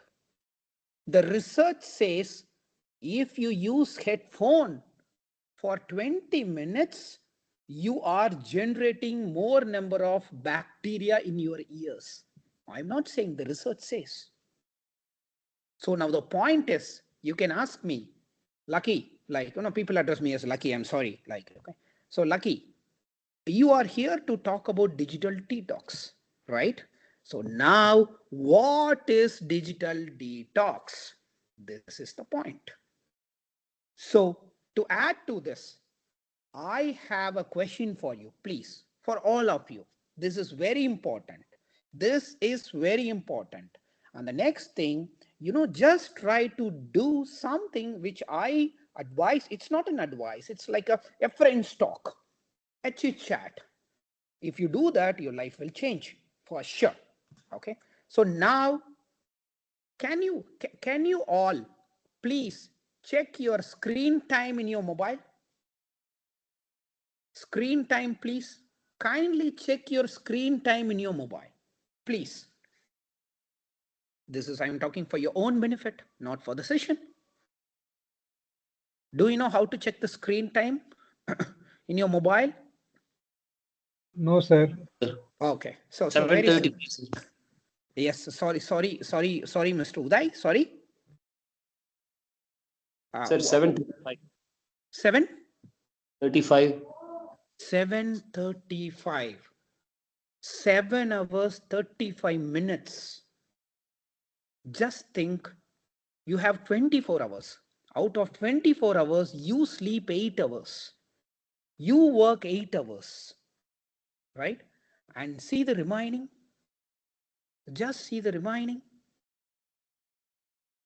7 hours 35 minutes. You need to do detox immediately. You need to do detox immediately. We will do some activities, and it's my responsibility to relax you all, for sure. Can I have any numbers, please? Any other numbers? Let's see. Any other answers apart from like Mr. Uday? Please check your screen time. In Android, you know where to check, right? In Android, there is an option called well-being or parental. Just click that. Once you go there, you can see it. You can see for like for today and for like for a week, for 7 days. Just go to the settings and there you can find it out. And for the Apple users, like once you go to the settings directly, you can at the down, you can do like screen time. Please, for God's sake, I'm just telling you, I need answers from you all. Let's make this session interactive rather than being a monotonous. Any other answers? Any other answers, please? Your screen time is very important. This is a life-saving session, trust me. Wallah, like this is a life-saving session. So mostly whenever we are at our work, we are at our computers. Yes. And yes. And apart from that, whenever we are free, then we are busy with the mobiles. This is the generally. Then I'm sorry to ask you, Mr. Shri. I'm sorry to ask you. Don't take me wrong. See, like at work, you use laptops, perfectly fine. When you're free, you use mobile phones, perfectly fine. Then Generally people do. Yes, see, and Yeah, but the question is, are you spending time physically? Are you spending time physically with a family? This is not a personal question. Don't take me wrong. Yeah. Honestly, no, right? Honestly, no. No, sir. Okay. Actually, we are No, not yeah, spending with family. Everyone has his own mobile. They are spending time with the phone only. Yes, yes. So now, 100%. yes, now please don't take me wrong, Mr. Gopi. Is that good or bad? It's very bad. It's very bad. It's very it bad. is And bad, you sir. know, it's very bad. And So, you know, yes, sir, in our family, everyone is having a mobile, sir. Everyone is engaged with that mobile only, sir. yes, yes, you are right. You are right. You are right, Mr. Uday. And you know what? The survey says, the family is just using 45 minutes to see the faces. It means you will be with your son, you will be with your wife, you will be with your daughter from morning to night, but you are just seeing their faces for only 45 minutes. From the morning 6 till night, you will be with them, but you are not spending more than 45 minutes. I mean, like, you are not seeing more than 45 minutes. This is very sad. Do you agree with me? This is very sad. True or no? Just tell me, it's true or no? Yes, sir. Yes, sir. Yes, sir, it is. Yes, 100%. What we are doing now is bad. It's bad. So now I want to give you a small kind of tip. Just think what happened when you were a kid. What happened when you were a kid? Just think, please. So, during my early ages, there is no cell phone, TV, and all, sir. We used to play a lot, Yes, sir. yes. People, like people used to go out and spend time with friends. People used to go out and spend time, like outside in sports. In sports. Now, yes, now whether your kids are doing that, No, no, No, no, sir. sir. No. No, sir. Actually, in the school only, sir. Only in the school they are having that sessions, not in home. After reaching home, they are busy with their studies and with the laptops and all. That's all. yes, yes. Again, see, Mr. Uday, they are busy with the laptops. They are busy with the mobile phones. They are busy with the TVs. They are busy with the PlayStation. So the question is, like, do you think if they use their laptop, their brain will grow? I mean, grow in the sense whether the brain will be happy. Do you think the brain will be happy? But he is very happy on seeing the Tom and Jerry and all, sir.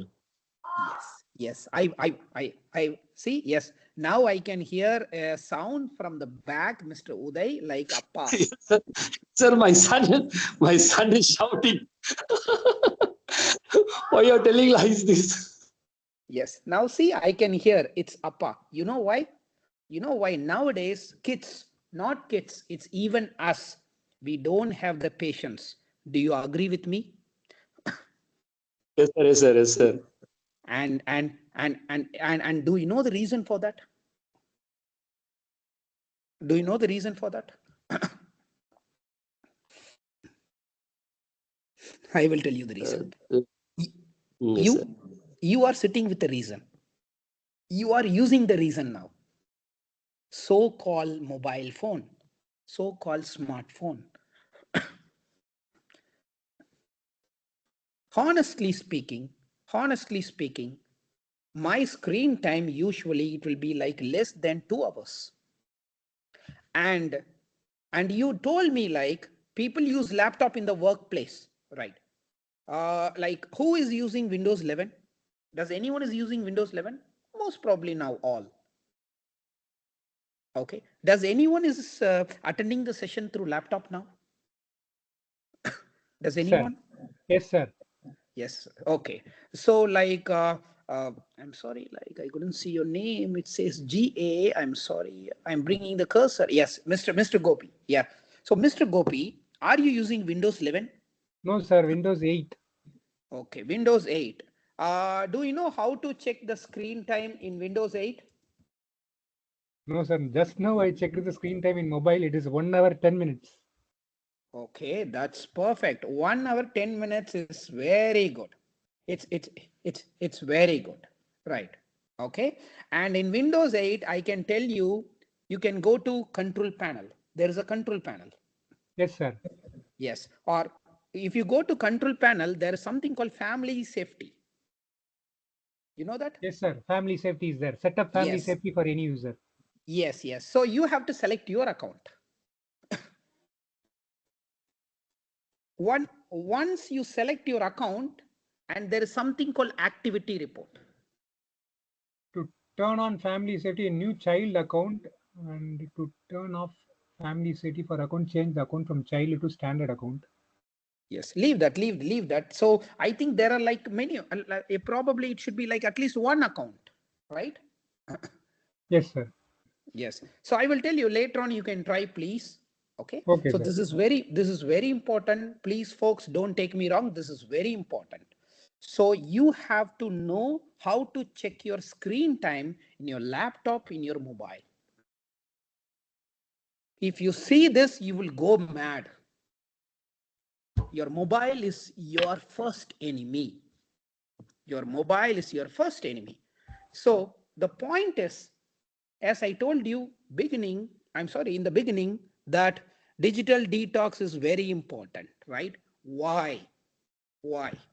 To have a peaceful life, to have a permanent happiness, you need to do something called digital detox. Why? What is the reason? You can ask me like, Lucky, see, I'm using the phone. My wife is using, my son is using, my daughter is using, my brother is using, the whole world is using. Are you stupid? Why do we need digital detox? I will tell you why. Because when you use the apps like Facebook, Insta, I'm not blaming them. They're doing it for business. They need ROI. They are doing it for ROI. They're doing it for the business. It's money, right? But we need happiness. We need happiness. Now see, when you use that app, it generates a dopamine. It gives you high dose of dopamine. High dose. It's very high. Okay. From this group, let me ask you one thing.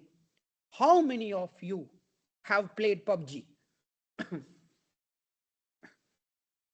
How many of you have tried PUBG? No, I have heard, sir, but I have seen the persons who are playing, but I have not played. Yes. So the question is, the people are addicted towards PUBG. Why? Can you please tell me why? Why the people are addicted towards PUBG? What is the reason?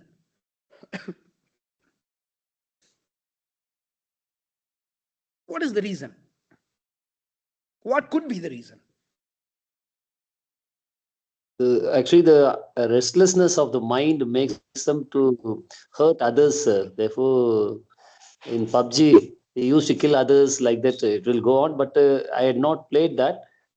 But I had seen the students are playing like. Yes. That's true. That's true. And coming to the right point now, when you play PUBG, it gives you happiness. It says like, Podra, Avana Sudra, right? So it means what? He really feels that he achieved something. He killed someone. He did something. So it gives you happiness. So the PUBG developers always used to keep you in a vibe, right? The right word is vibe.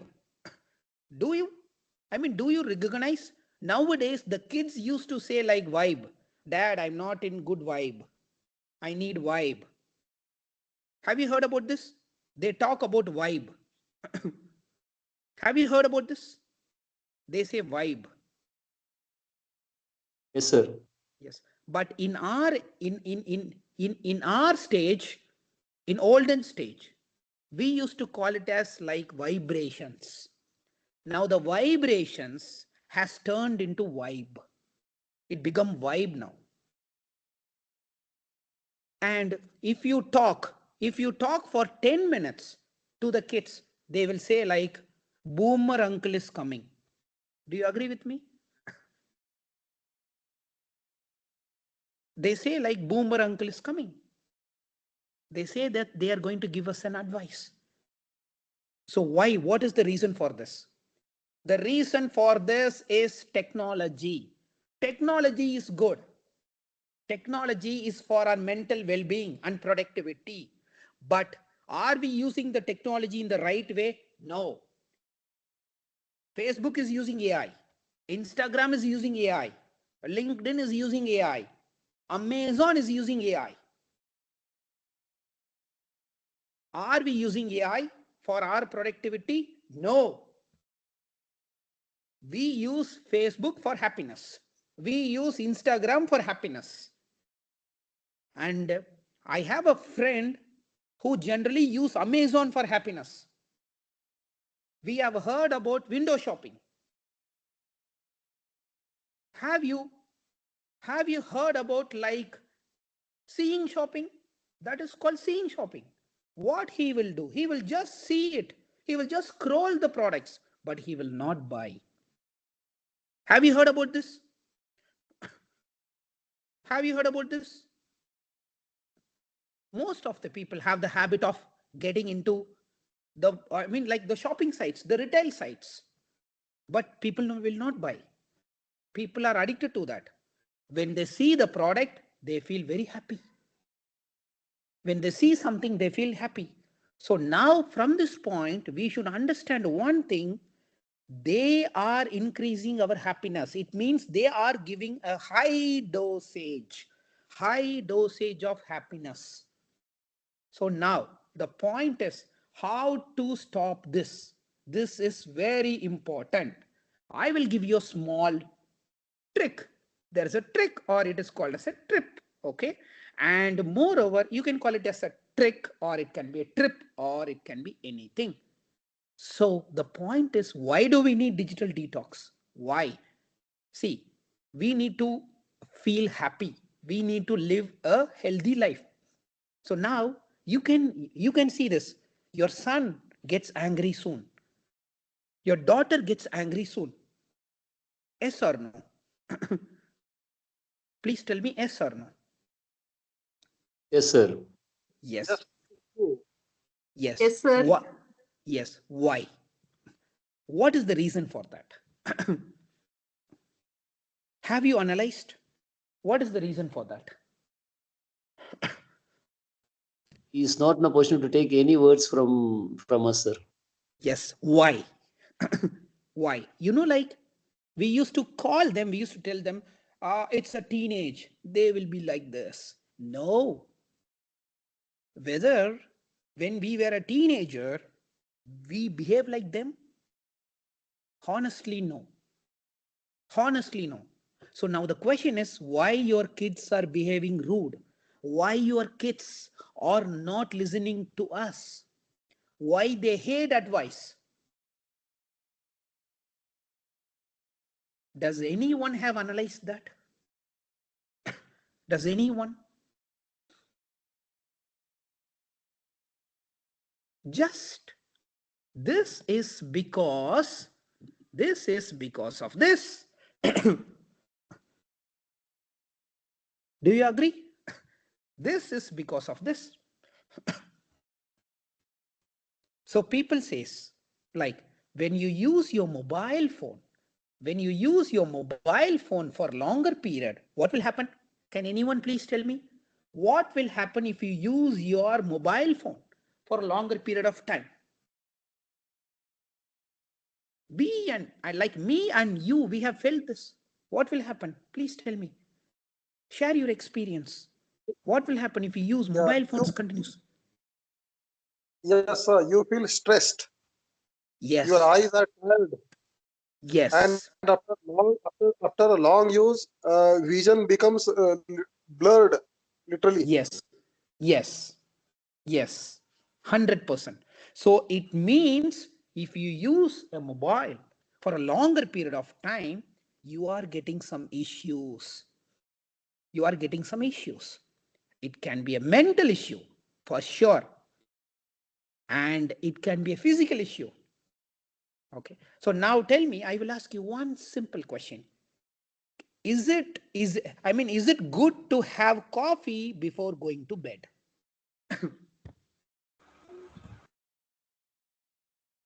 No, sir.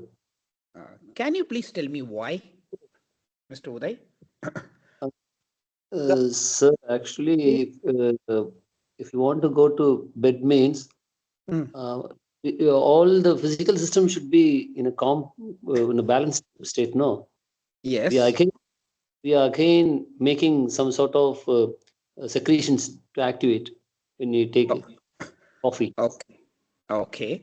So you are telling me like if we drink coffee, something will happen in our body. Am I right? Yes, sir. Yes. Can you guess? It can be wrong. Can you guess what bad can happen if you drink coffee before going to sleep? We love coffee, but people says don't drink coffee before bed. So something is bad. Can you please tell me what is bad? What is bad? Coffee is good and coffee is bad. Coffee is good. I repeat, coffee is good and coffee is bad. In coffee, we have caffeine, right? Yes, sir. Yes. In coffee, we have caffeine. Caffeine is a drug. Caffeine is a drug. People says, the research says, the doctor says, health practitioner says, don't drink coffee at least 8 hours before going to bed. Why? Because the substance caffeine, there is a caffeine. Caffeine will disturb your sleep. The same thing happens with your mobile, but into two.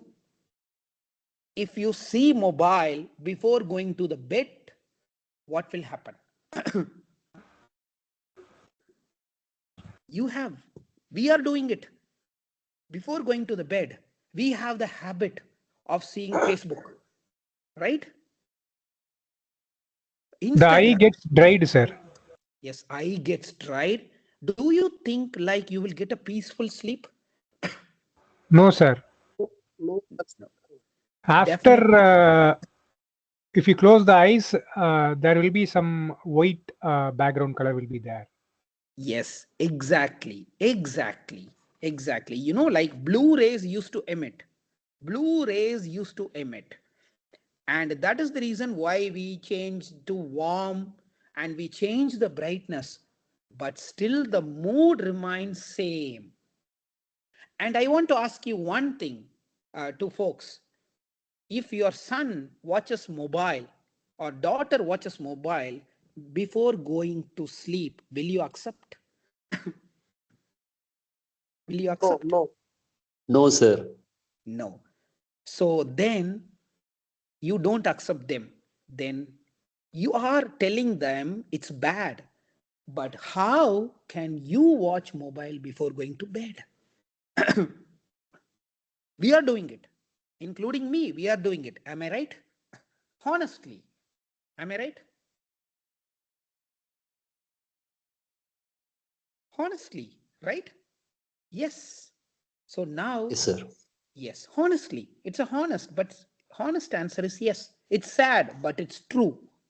It's true. So now 100% we need detox.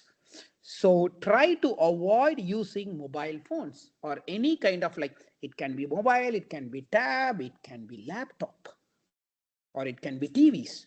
Try to avoid it. Even the television emits less rays when you compared with mobiles. Why? Because when you watch mobiles, you are closer to the device. When you watch laptop, you are closer to the device. When you use tablets, you are closer to the device.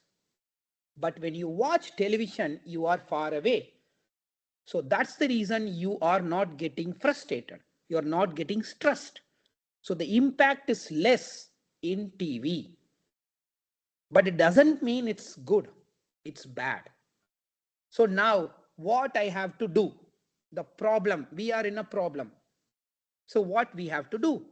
So what I can tell you is that there is a simple rule called 20-20-20. Have you heard about that? 20-20-20 rule? Does anyone had heard about this? 20-20-20. So 2020 World Cup only we had So I think 20 minutes we have to watch the digital, then 20 seconds such as well as 20 feet distance we have to watch any natural thing. Yes, exactly. Like same. So what you have to do is you can use any gadgets for 20 minutes. Okay. Then keep your gadgets down or somewhere, stay away from the gadgets for 20, like 20 feet. You should be 20 feet away from the gadget. I'm telling you 20 feet away from the gadget, and you should watch something 20 feet away from you. Let's say there might be a tree. There might be a sky. Usually we have the habit of using mobiles, like mid-evening, like after 6 to 10. When people ask you like why you are watching, like why you are using mobile, you will say like, you know what, from the morning I have worked, I'm in a stress. If I use mobile, I will be like free. I will relax myself. This is the blame we are making by ourselves. It's true, right? It's sad, but it's true. We feel that if we use mobile, we will be relaxed. Honestly, no. If you use mobile, it gives you more toxic. You will be frustrated. If someone in the family member talks with you, you will be annoyed. This is what happening in the real world now. So please, all of you, I request, it's a friendly request, try to practice this 20-20 rule. Even after this session, what you can do is, this, like I said, this session is for another couple of minutes. After this, keep your mobiles down, go to a place like, watch something for like, 20 feet away for 20 seconds. You have to watch something for 20 seconds so that you can reduce your eye strain. That is very, very important. And you know what? Okay, this I want to ask you. How many of you have the habit of keeping mobiles with you during your sleep? Don't take me wrong. This is for our health. You and me, yes, sorry, Uday. Yes, please. alarm purpose. I keep. Yes. Honestly, I'm not, I'm not, I'm not pointing anyone. I'm not talking bad about it. This is what I'm talking about, the well-being. You and me, we are worried about the physical health. Let's say if your chest pains, you will go to the doctor immediately. You will say like, oh, I might suspect something is wrong. When your leg pains, you go to the doctor and you will say like, doctor, something's happened. You are talking and you're worried about the physical part of your body. But which is more important? The mental health. Are you worried about your mental health? Honestly, no. From morning 8 to evening 6, we are working. Do you think you are not in a stressed environment? Did you thought 100% you are in a stress environment? And you know what? The research says stress is responsible for everything. Our physical things damaged because of our mental thing. Do you agree with me? Sir, is there positive stress and negative stress, sir? Like, honestly, stress is a stress. Positive, okay, yeah. So I can get some experience from Mr. Uday, please. Yes, Uday, please go ahead, please. Yes, Sir, Uday. actually, our management used to tell, if we keep you in an uncomfort zone, Uh-huh. you feel that it is a stress, Uh. then your intrinsic talents will be exhibited.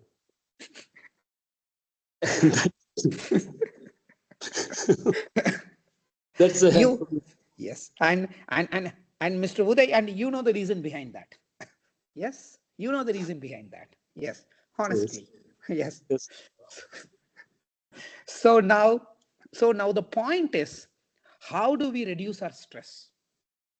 How do we reduce our stress? So what we should do to reduce the stress? This is very, very important. Okay, I will give you a small, and before that, I want to ask you and share something. Can you please tell me what you do on Sundays? Honest answers, please. Don't worry, it will not affect you in any way. Honest. Sunday, I will not use mobile phones as well as laptops. Okay. Yes, perfect.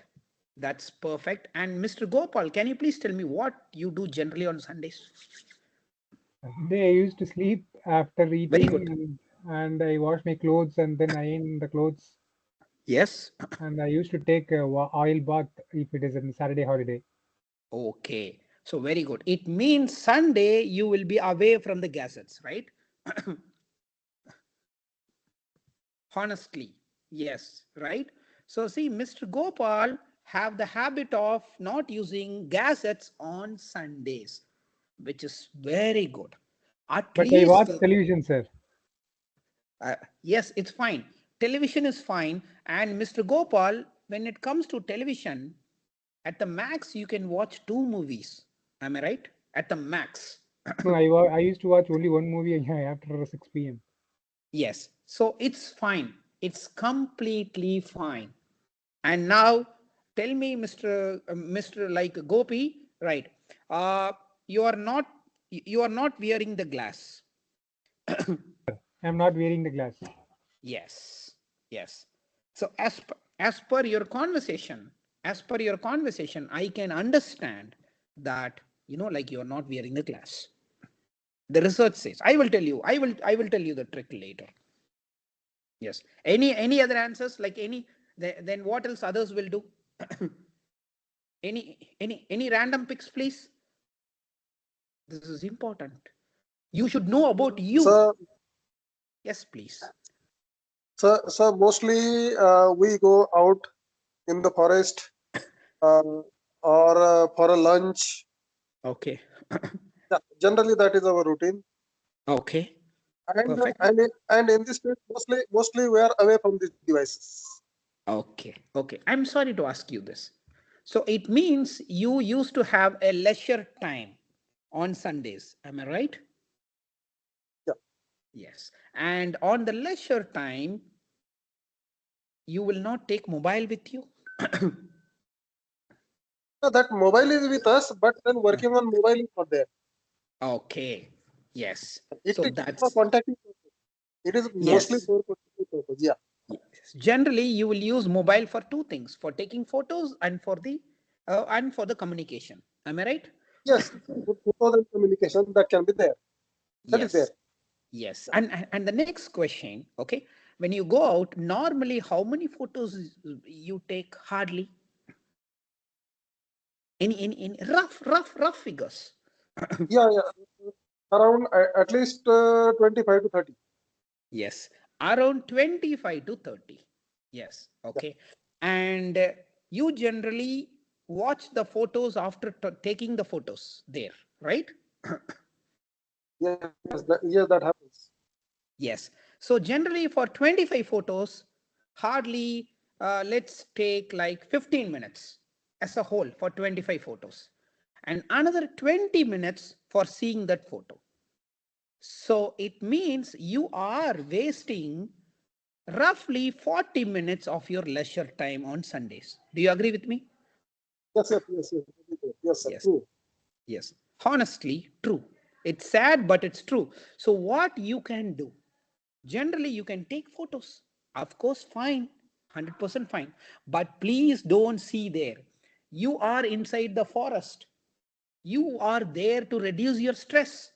then what is the point of using mobile there? No point.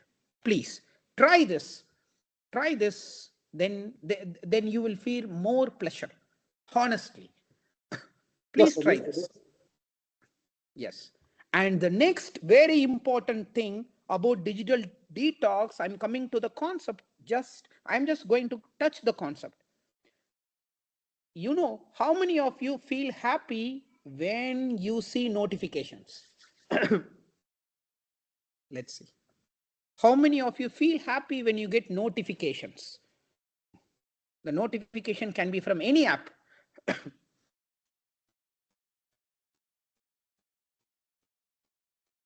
Okay. How many of you feel annoyed or sad if you see notification? Notifications annoy. Generally, it annoys. Sir. It is Yes. annoying. Yes. Yes. How many of you have turned off or limited the notification?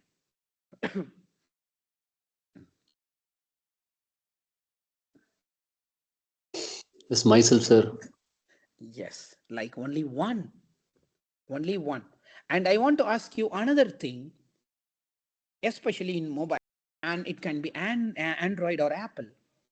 Like let's say this. When you come to the work, I'm talking about the Apple. When you come to the work, there is something called focus. If you change the focus to the work mode, you can limit everything. You will not get notifications. You will not get even unwanted calls. Does any one of you have changed your profile?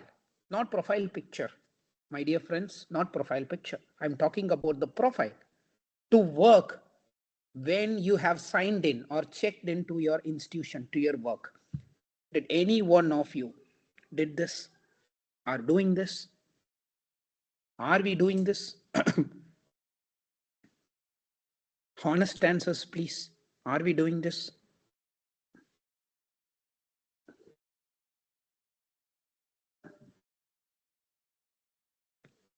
Anyone?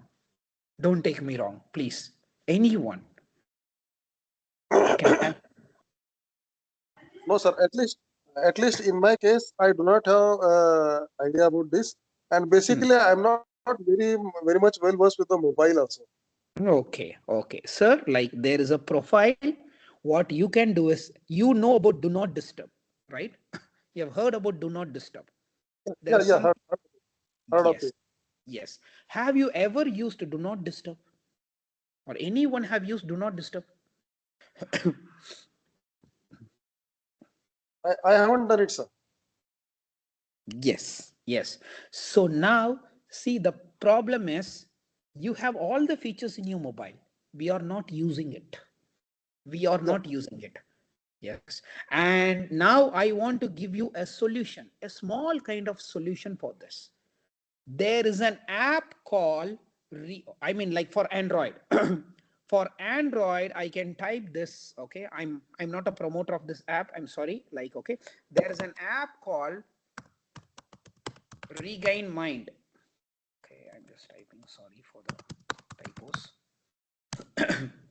There is an app called Regain Mind. Now see, I have got like all, like kind of an answers in the chat. Regain Mind. Try this. You will go mad. Honestly, go mad. If you are an Apple user, if you are using iPhone, go to the App Store and please type digital detox. Please type digital detox. You're having a lot of free apps. Try to use any of the detox app from today. From today, your life will improve. Your life will improve. And to add to this, I want to tell you another important thing. Yes, the research says you have to keep your mobile, especially during the night. You have to keep your mobile in the other room. Let's say you are sleeping. Let's say you are sleeping in the bedroom. Keep your phones in the hall, and you have to put you have to put it in the airplane mode and you have to keep it in the other room. It can be living room, but not in the bedroom. The research says. To prove this, we all have noticed this in the hospital. Do you remember what is written in front of the X-ray room? Can you please tell me what is written in front of the X-ray room? Stay away from the room, sir.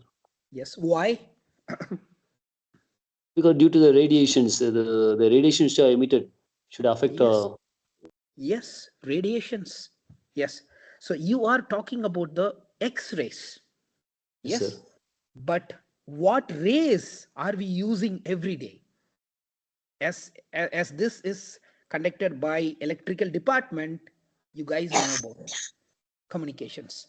What rays you are using? What is that rays? Where, sir? For the mobile. For the mobile.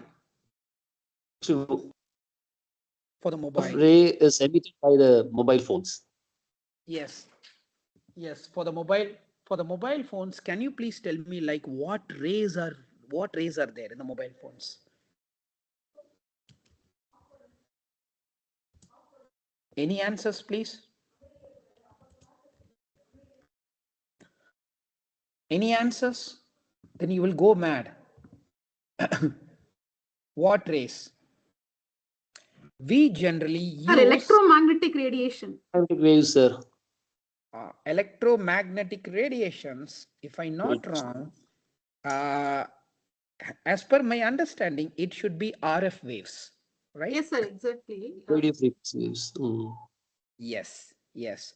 So, and to support you with this, when you use your mobile, your phone gets hot, right? Why? Why? Why?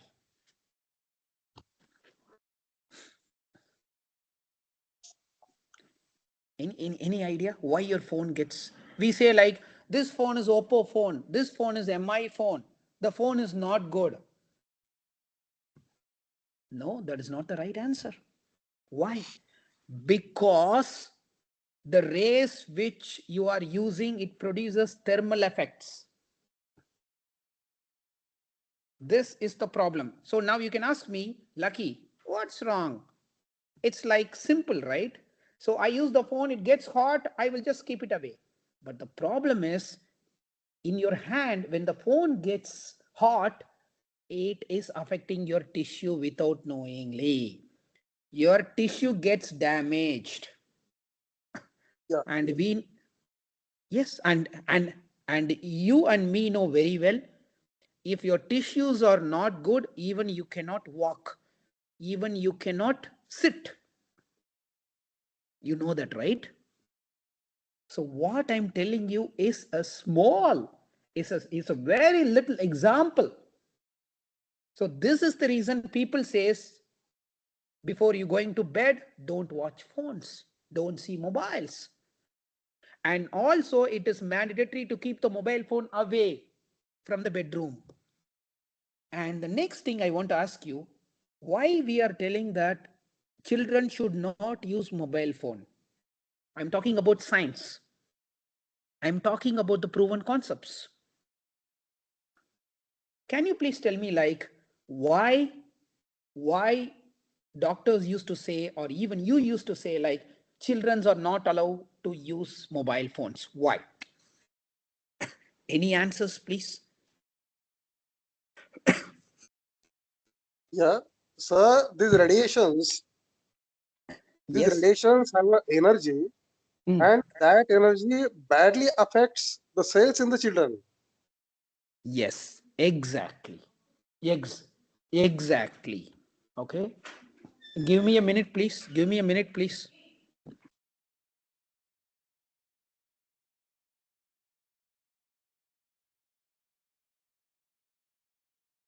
Sorry, I'm extremely sorry. Like my daughter just came inside. Okay, coming back to the point.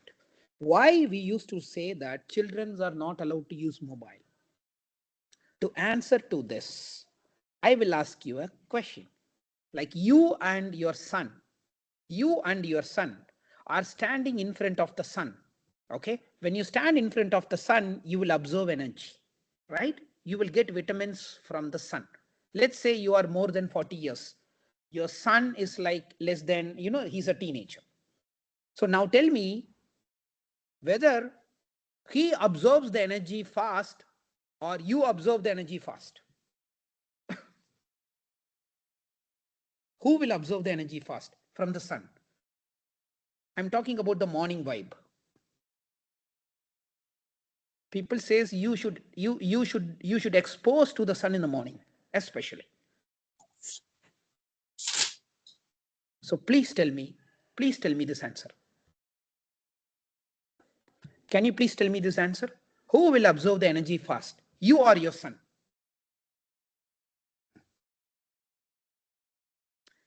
Sun will absorb. Sun will absorb. So now tell me what will happen if you and your son will use the mobile. Who will be affected more? Sun will be highly affected. Sun will be highly affected. Why? The same like the sun story.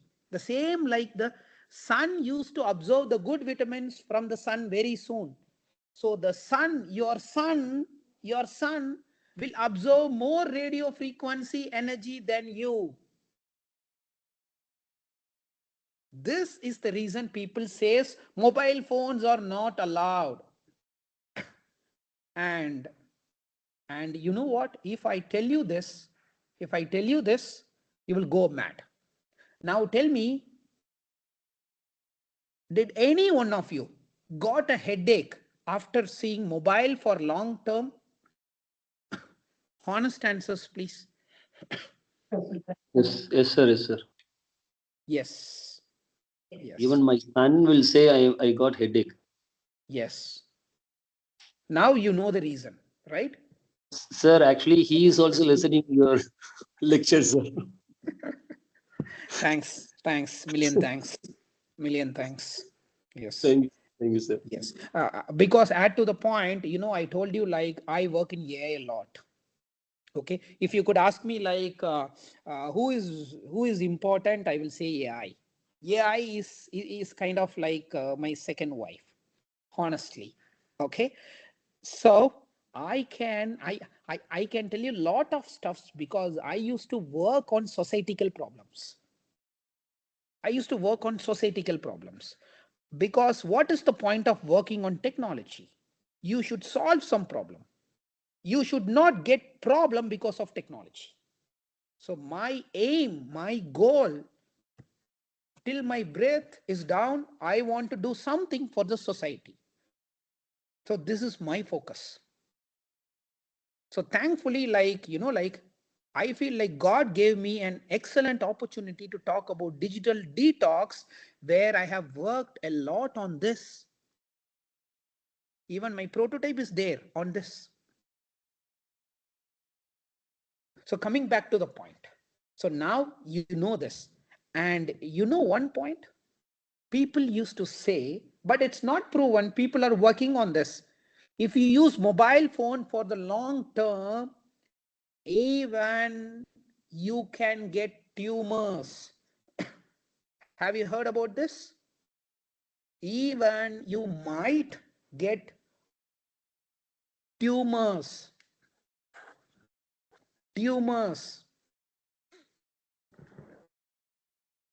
And the next thing, if you use your phone, it doesn't mean mobile phone, it can be laptop, it can be tablet. If you use your phone for a longer period, the another problem, right? You might have seen your children's skin will become dry. Your children's skin will become dry. Sometimes you can feel their skin is decoloring. And when you go to the doctor will say this is because of the poor sleep. Does anyone have faced this? Your children have, I mean, like any one of this have faced this problem?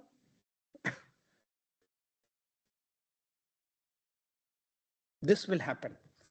You might have not noticed it. Please notice this. The reason is, people says blue light concept. Have you heard about blue light? Blue light. Please tell me what kind of light you get from your phone or from your laptop. Mostly from phone. 1 minute, please. My son. Okay, right. Yeah. Can you please guess like what kind of light you get from the mobile? It's blue light, sir. Excellent. It's a blue light. So what happens if you receive blue light continuously? It affects your melatonin production. Melatonin is very, very important. If you don't, because if you use mobile, you can't sleep. If you can't sleep well, your melatonin will not be good because you are disrupting the sleep patterns. This is a big, big, big issue. This is a big issue. So now, what to do? This is the point. So this is what you have to do. This is a practical tips. You have to take breaks.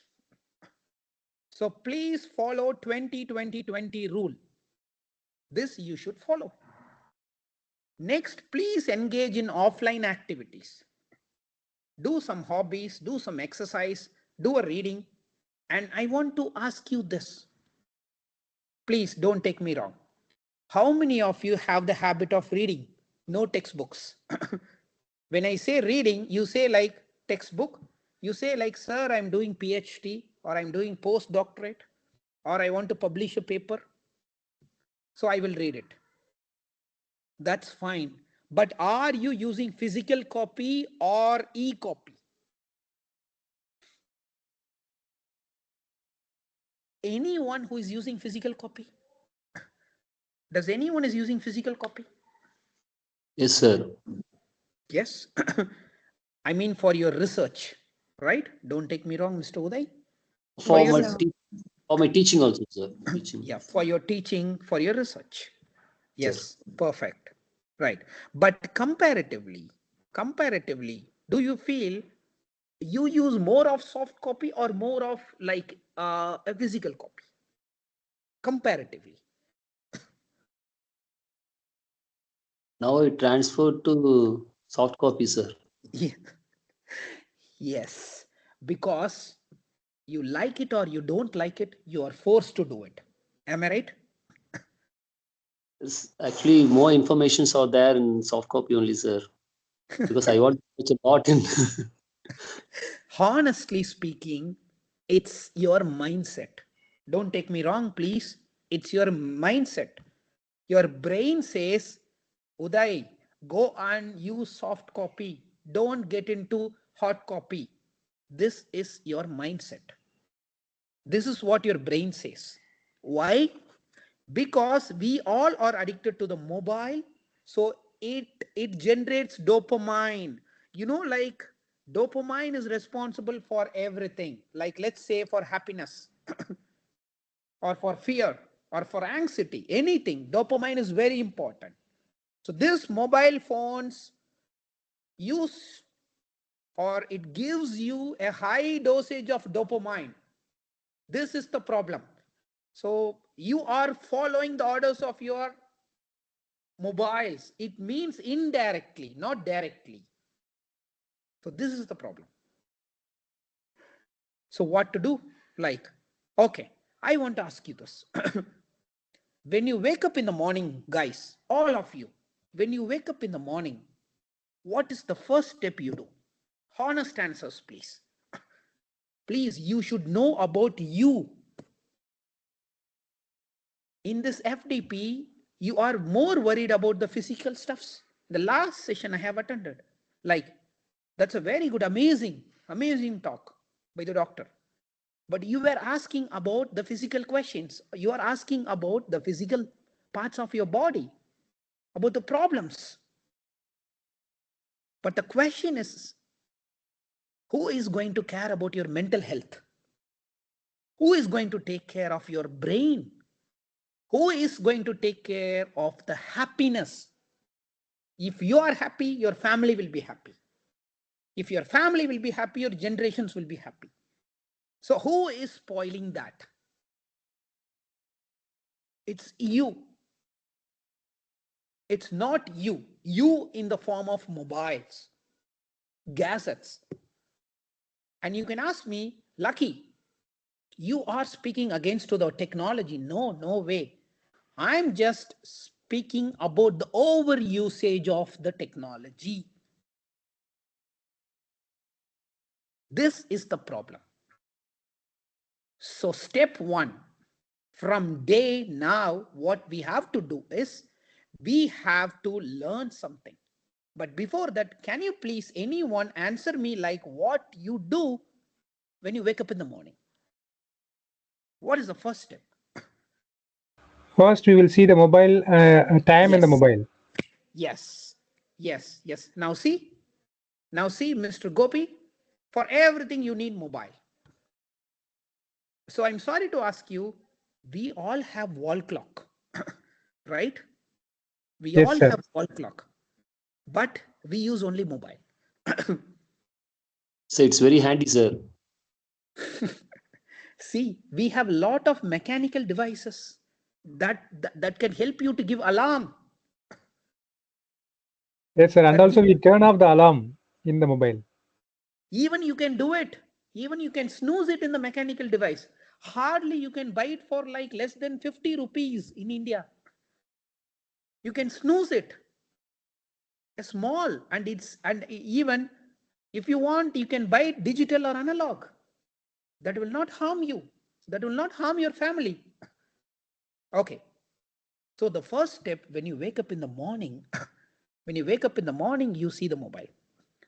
You know what? When you wake up in the morning, your brain is fresh. Do you agree with me? Do you agree with me? Yes. Yes, sir. Yes. So it means you are in a stage called alpha. There is something called alpha, beta, gamma, theta. Leave that. You are in a stage called alpha. So that is the reason why our ancestors used to say, wake up early in the morning and study so that you will remember. Do you agree with me or not? When we were small, Yes. we used to wake up in the morning. We Yes, have sir. the Yes, sir. habit of, yes. When you wake up in the morning, you look fresh. Scientifically, people says, technically speaking, it's science. Your brain is fresh. It means you are in an alpha state. You are in an alpha state. So now the point is, you are spoiling the freshness of your brain in the early morning by seeing the mobile. Do you agree with me?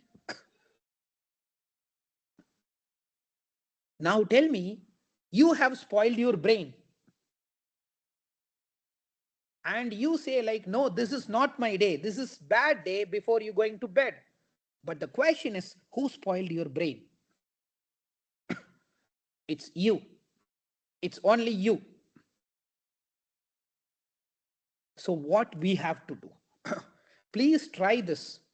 Please try this for God's sake, for your family's sake. Once you wake up in the morning, the first thing, please close your eyes and count from 100 to 1 reverse. Trust me. Even in the bed, when you wake up, the first step, please count from 100 to 1 in the reverse order. You will see changes. You will see changes. This should be the first change in your life. Please do that. Slowly try to reduce the usage of your mobiles. So how to do that? In one day, we cannot do that, right?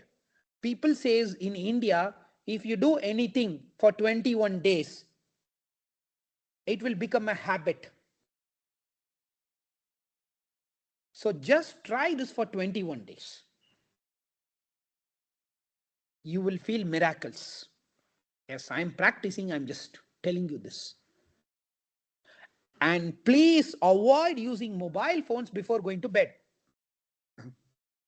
At least 1 hour before going to the bed. And in the chat, I have given you few apps. That app is a blessing. Trust me. Try to install that app and see how it works.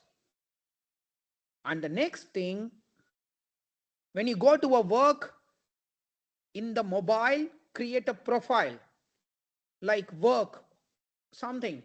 Limit the notifications. Limit the calls. You will see miracles. Trust me. Trust me. So now, if I do this, what will happen? You will get happiness. We are living for happiness. See, when you see money, you feel happy. When you eat some food, you feel happy. When you buy a car, when you buy a BMW, you feel happy. So the point is happiness. You are spoiling your happiness. And see, when you see mobile, you are happy. So what is the output? Money, yes, it's fine. So the output is happiness. So the dopamine is very important. It's your responsibility to keep your dopamine in the right way. Now the problem is, especially in the families, you could see like lot of problems happens because there is no patience. Why? What is the reason? Do you think you always say like you are wrong? No. The problem is the usage of the mobile makes you to do that. See, let's say you are just saying like I love you to your wife. In olden days, if you say I love you, it means a lot. Because that's a big happiness. But now if you say the same thing to your wife, she says, oh, really? Yeah, that's because it's a small happiness. Why? Because your brain has trained in a way like it need high happiness. It need high dosage. If you get a fever, people says like, okay, get him a low dosage. So what happens if the doctor gives high dosage? Next time, if you want to cure, you need to give more dosage than that. You agree with me? Yes, sir. Yes, honestly, yes. So now this is the problem. And now we have heard a lot of stories. Small children are spoiling their life. What is the reason behind that? The reason is the phone. And the next bad thing, the people says, everyone is using the phone. So what's wrong with me? Why you are controlling me? This is a common problem. It doesn't mean if you use the phone, you are happy. If your friend uses the phone, they are happy, or he or she is happy. No. No one will be happy if they use the phone for a longer time. You should set the target like your phone screen time should be less than 2 hours. It should be less than 2 hours. So generally, you know what we do? From 8 in the morning, from 8, let's say you are using a college bus or anything, from 8 to 9, like 1 hour it takes for you to travel. For 1 hour, you'll use the mobile. You'll go to the class. In the break, you'll use the mobile. And in the evening, on the leave, you use the mobile. You come home, you use the mobile. And you sleep. You do the same thing. And I want to prove you this. Let's see, you know this. When you talk to your family member, are they seeing your face and listening or responding to you, or are they using the phone and by sideways they are listening to you? Is it true or no?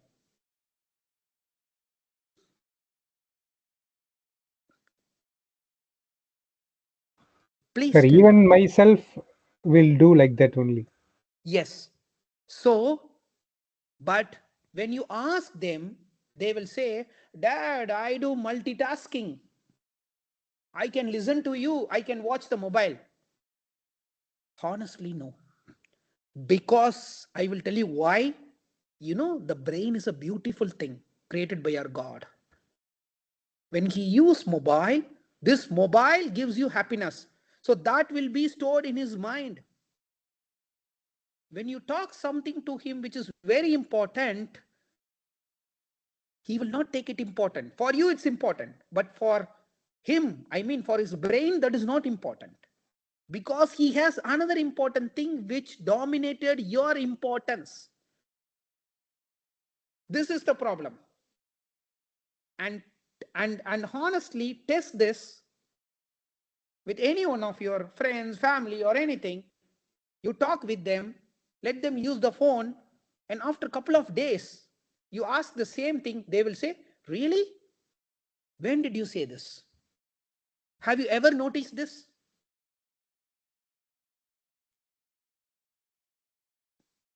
Have you ever noticed this?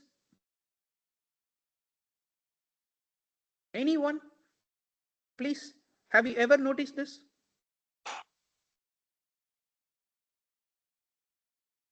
Yes. Sir, actually, I itself answered like that, sir. Yes, honestly. So it means it's not your problem, Uday. Do you think people used to think that it's their problem? You are stressed by using the phone. What kind of lust happiness it's giving to us? It's all temporary happiness.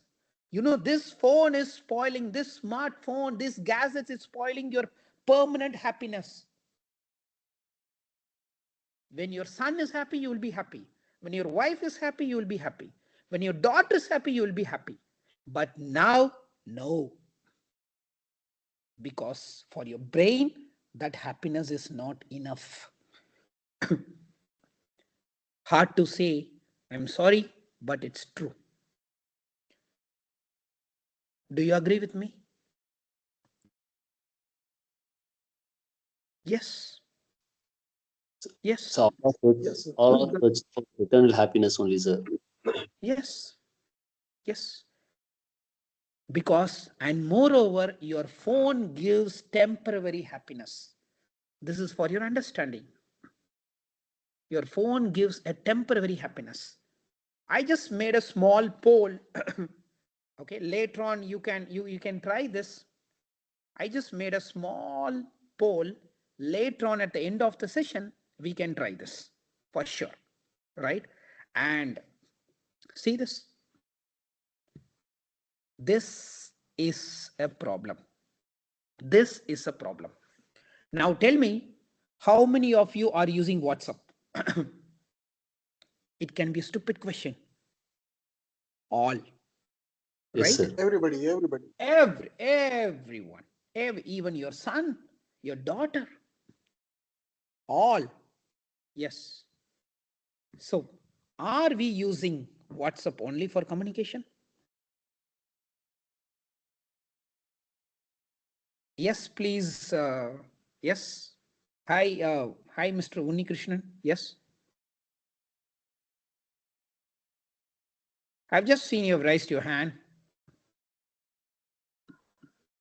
Sorry, like Mr. Uni? You have something to say? Share the any important messages or any wishes or everything in WhatsApp only. Everything in WhatsApp only. Can I take this like we all are addicted towards WhatsApp? Yes, yes, sir. Honestly, yes. Previously, we used to use WhatsApp in the beginning for communication. Now, see the first point, FOMO. Like let's say in the college, there's a WhatsApp group.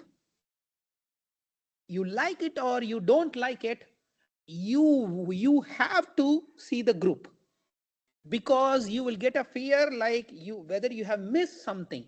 Do you agree with me? Yes, Do you sir, agree? that is true. Yes, Sir, honestly. there will be a message by 10 p.m. also, sir, from the college.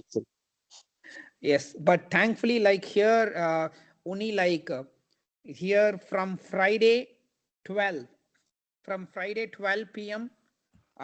To Monday 8, we will not get any messages. We will not get any emails. So yes, so this is how we practice here. This is how we work here.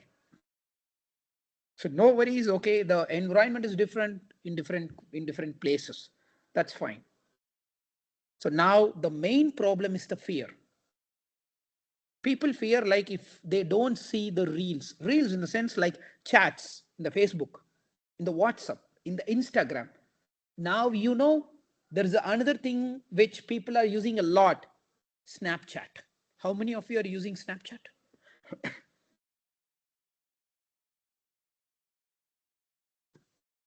How many of you are using Snapchat? Whether anyone is using Snapchat? Sir, presently I'm using snapshots. Yes.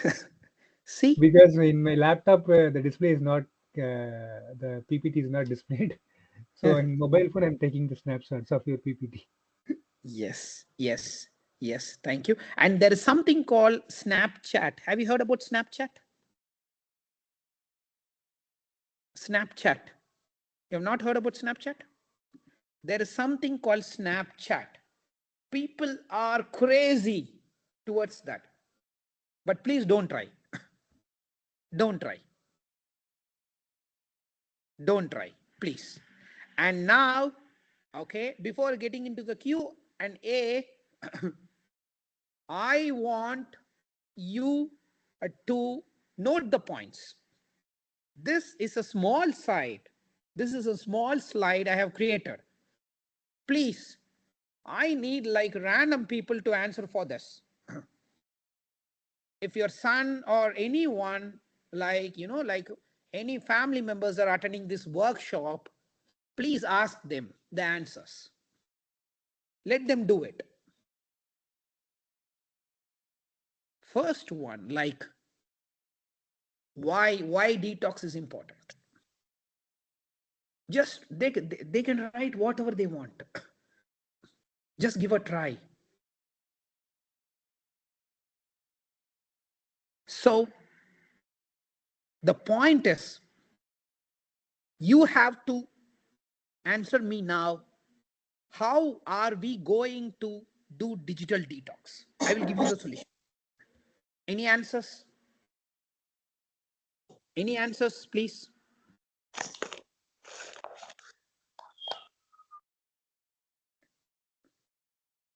Any answers?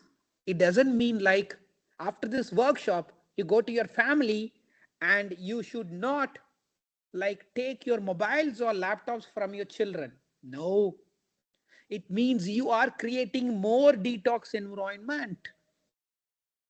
Ask them to do it slowly. Let them do it slowly. First, I will give you the shortcut. The point is try to minimize the apps. To answer to this question, can you please tell me how many apps are there in your mobile phone, please? Can you please answer? Take your mobile, check your mobile.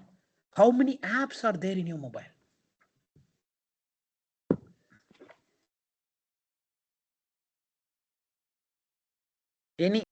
Any answers, please? How many apps are there? Does anyone is using Apple? In my case, I think around 7 to 8 apps are there in my mobile. I am using those apps. That's perfect. That's very good. Sir, in my phone, it is around 83. 83. Okay. So really, Mr. Gopi, are you using this 83? Not at all, sir. No. But you used to get lot of notifications from these applications. You agree with me? Some apps are not, it's a default. We cannot delete. No, I'm not talking about the system side.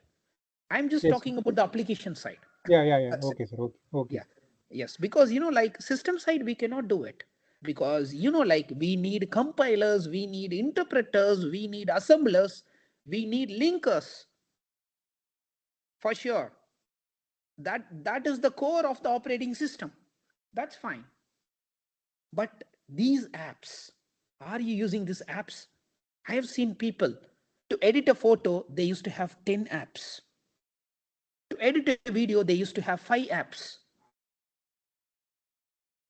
Are they really required? So the next question is, why can't you uninstall the apps which are not used? And why can't you install the app when you really require? Can you do that? Yes, It sir. can, We can do it. yes, it can be done.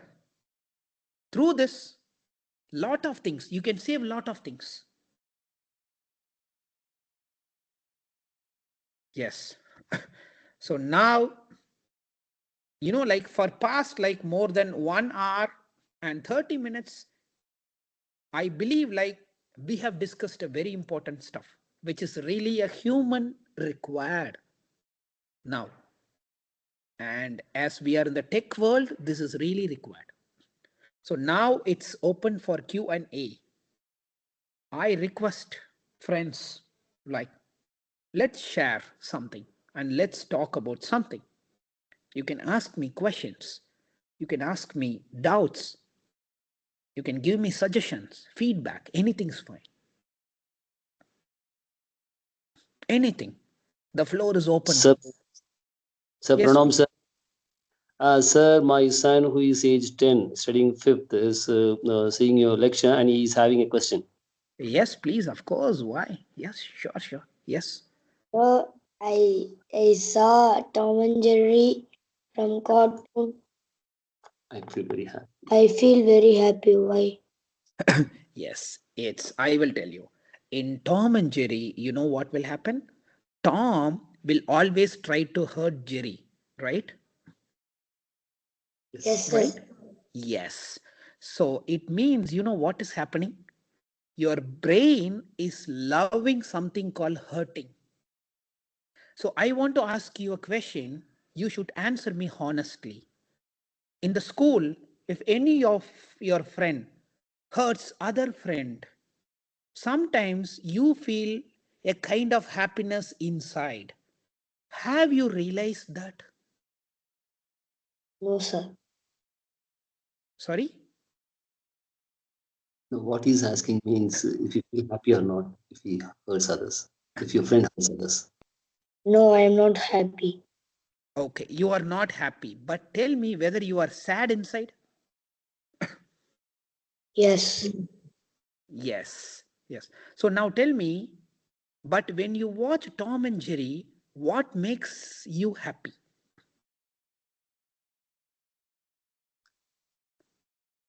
Why you love Tom and Jerry?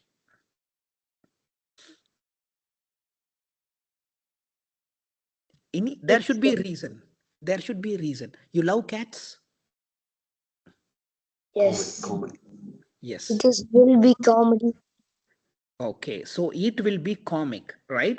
And one advice, okay, as a dad's advice, try to avoid watching Tom and Jerry.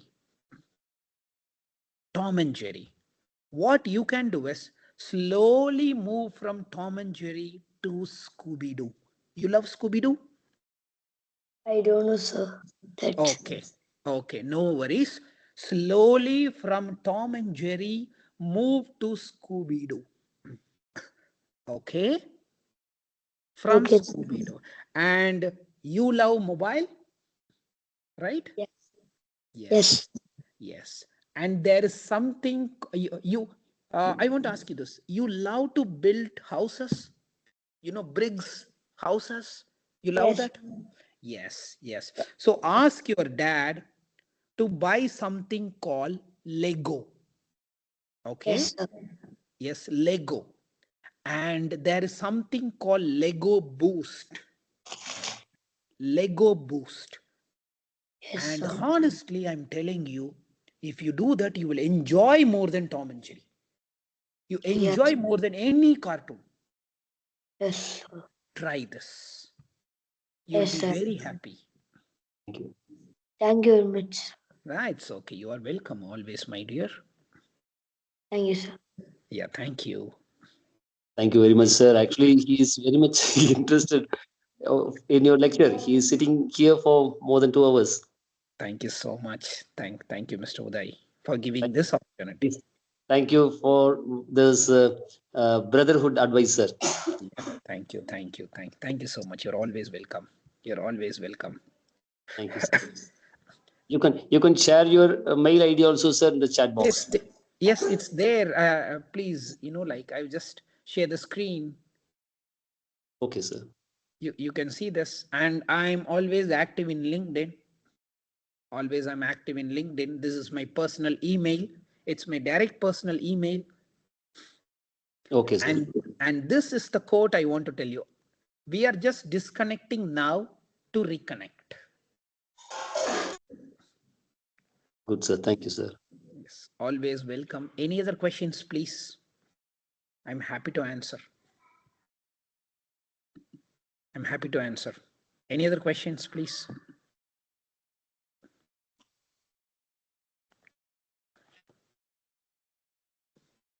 No? So if there is Sir, no, yes, no, please. sir. Excuse me, sir. Yes, please. Please tell me. Actually, my son is also watching for last 15 minutes. Thank you. Yes. So he's studying first standard, Okay. First standard. and he used to watch Ramayanam in the television Okay. daily, but Okay. he used to watch Ramayanam in mobile phone. The next episodes.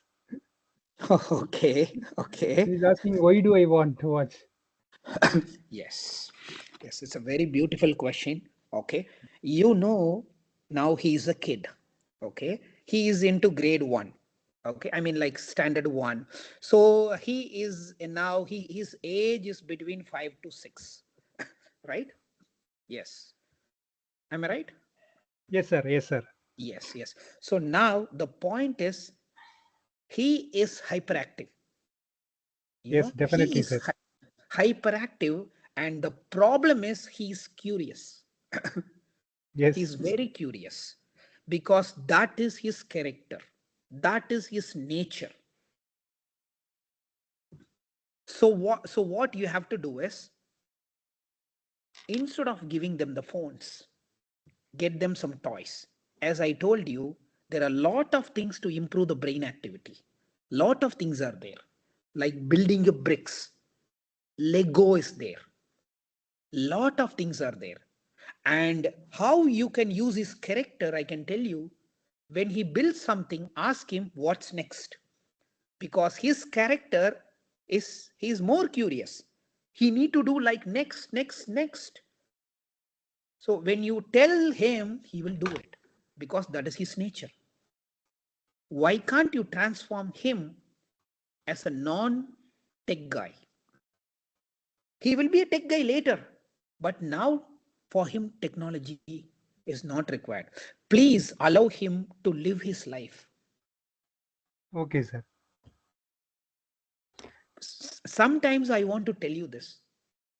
If we don't give the phone to kids, they will not eat. Right? Yes, sir. And this happened because of us.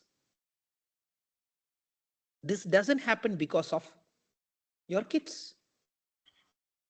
When you watch mobiles in front of your kids, the kids thinks that, oh, when I become old, it means I have to watch mobile. He cultivates that habit. Yes, sir. It's Children because learn from seeing the parents. yes. Because I gave you a scientific example about the absorption of energy. Kids will absorb energy very quickly than us. This is the problem. So please act accordingly for your generation. You are saving your generation. Happiness is everything. So Yes, please. there are, Yes. so there are two things to it. Okay. These devices, no doubt, they have got their uses. Their benefits are there, Yes. but at the same time, it is a silent killer also. Yeah. And also, it is very difficult to get rid of it. But Yes. the only thing that we can have is we can just limit its use. Yes. So Exactly. if that is done um intentionally, rather, I would say, if that is done intentionally and daily, then I think it will help to some extent. 100%. The small example I gave you, like in the morning when you wake up, just do this simple trick. Yeah, Just yeah, yeah. just close your eyes. I'm not asking you to meditate. Just close your eyes. It will be very hard for you in the beginning. Just count. Sit, relax, count from 100 to 1, reverse. You will see changes. Honestly, you will see changes. Then you will send me an email. We are technical Okay. guys. I do work Yes, sir. Yes, technically. sir. You do work technically. Yeah. But we need to find a way.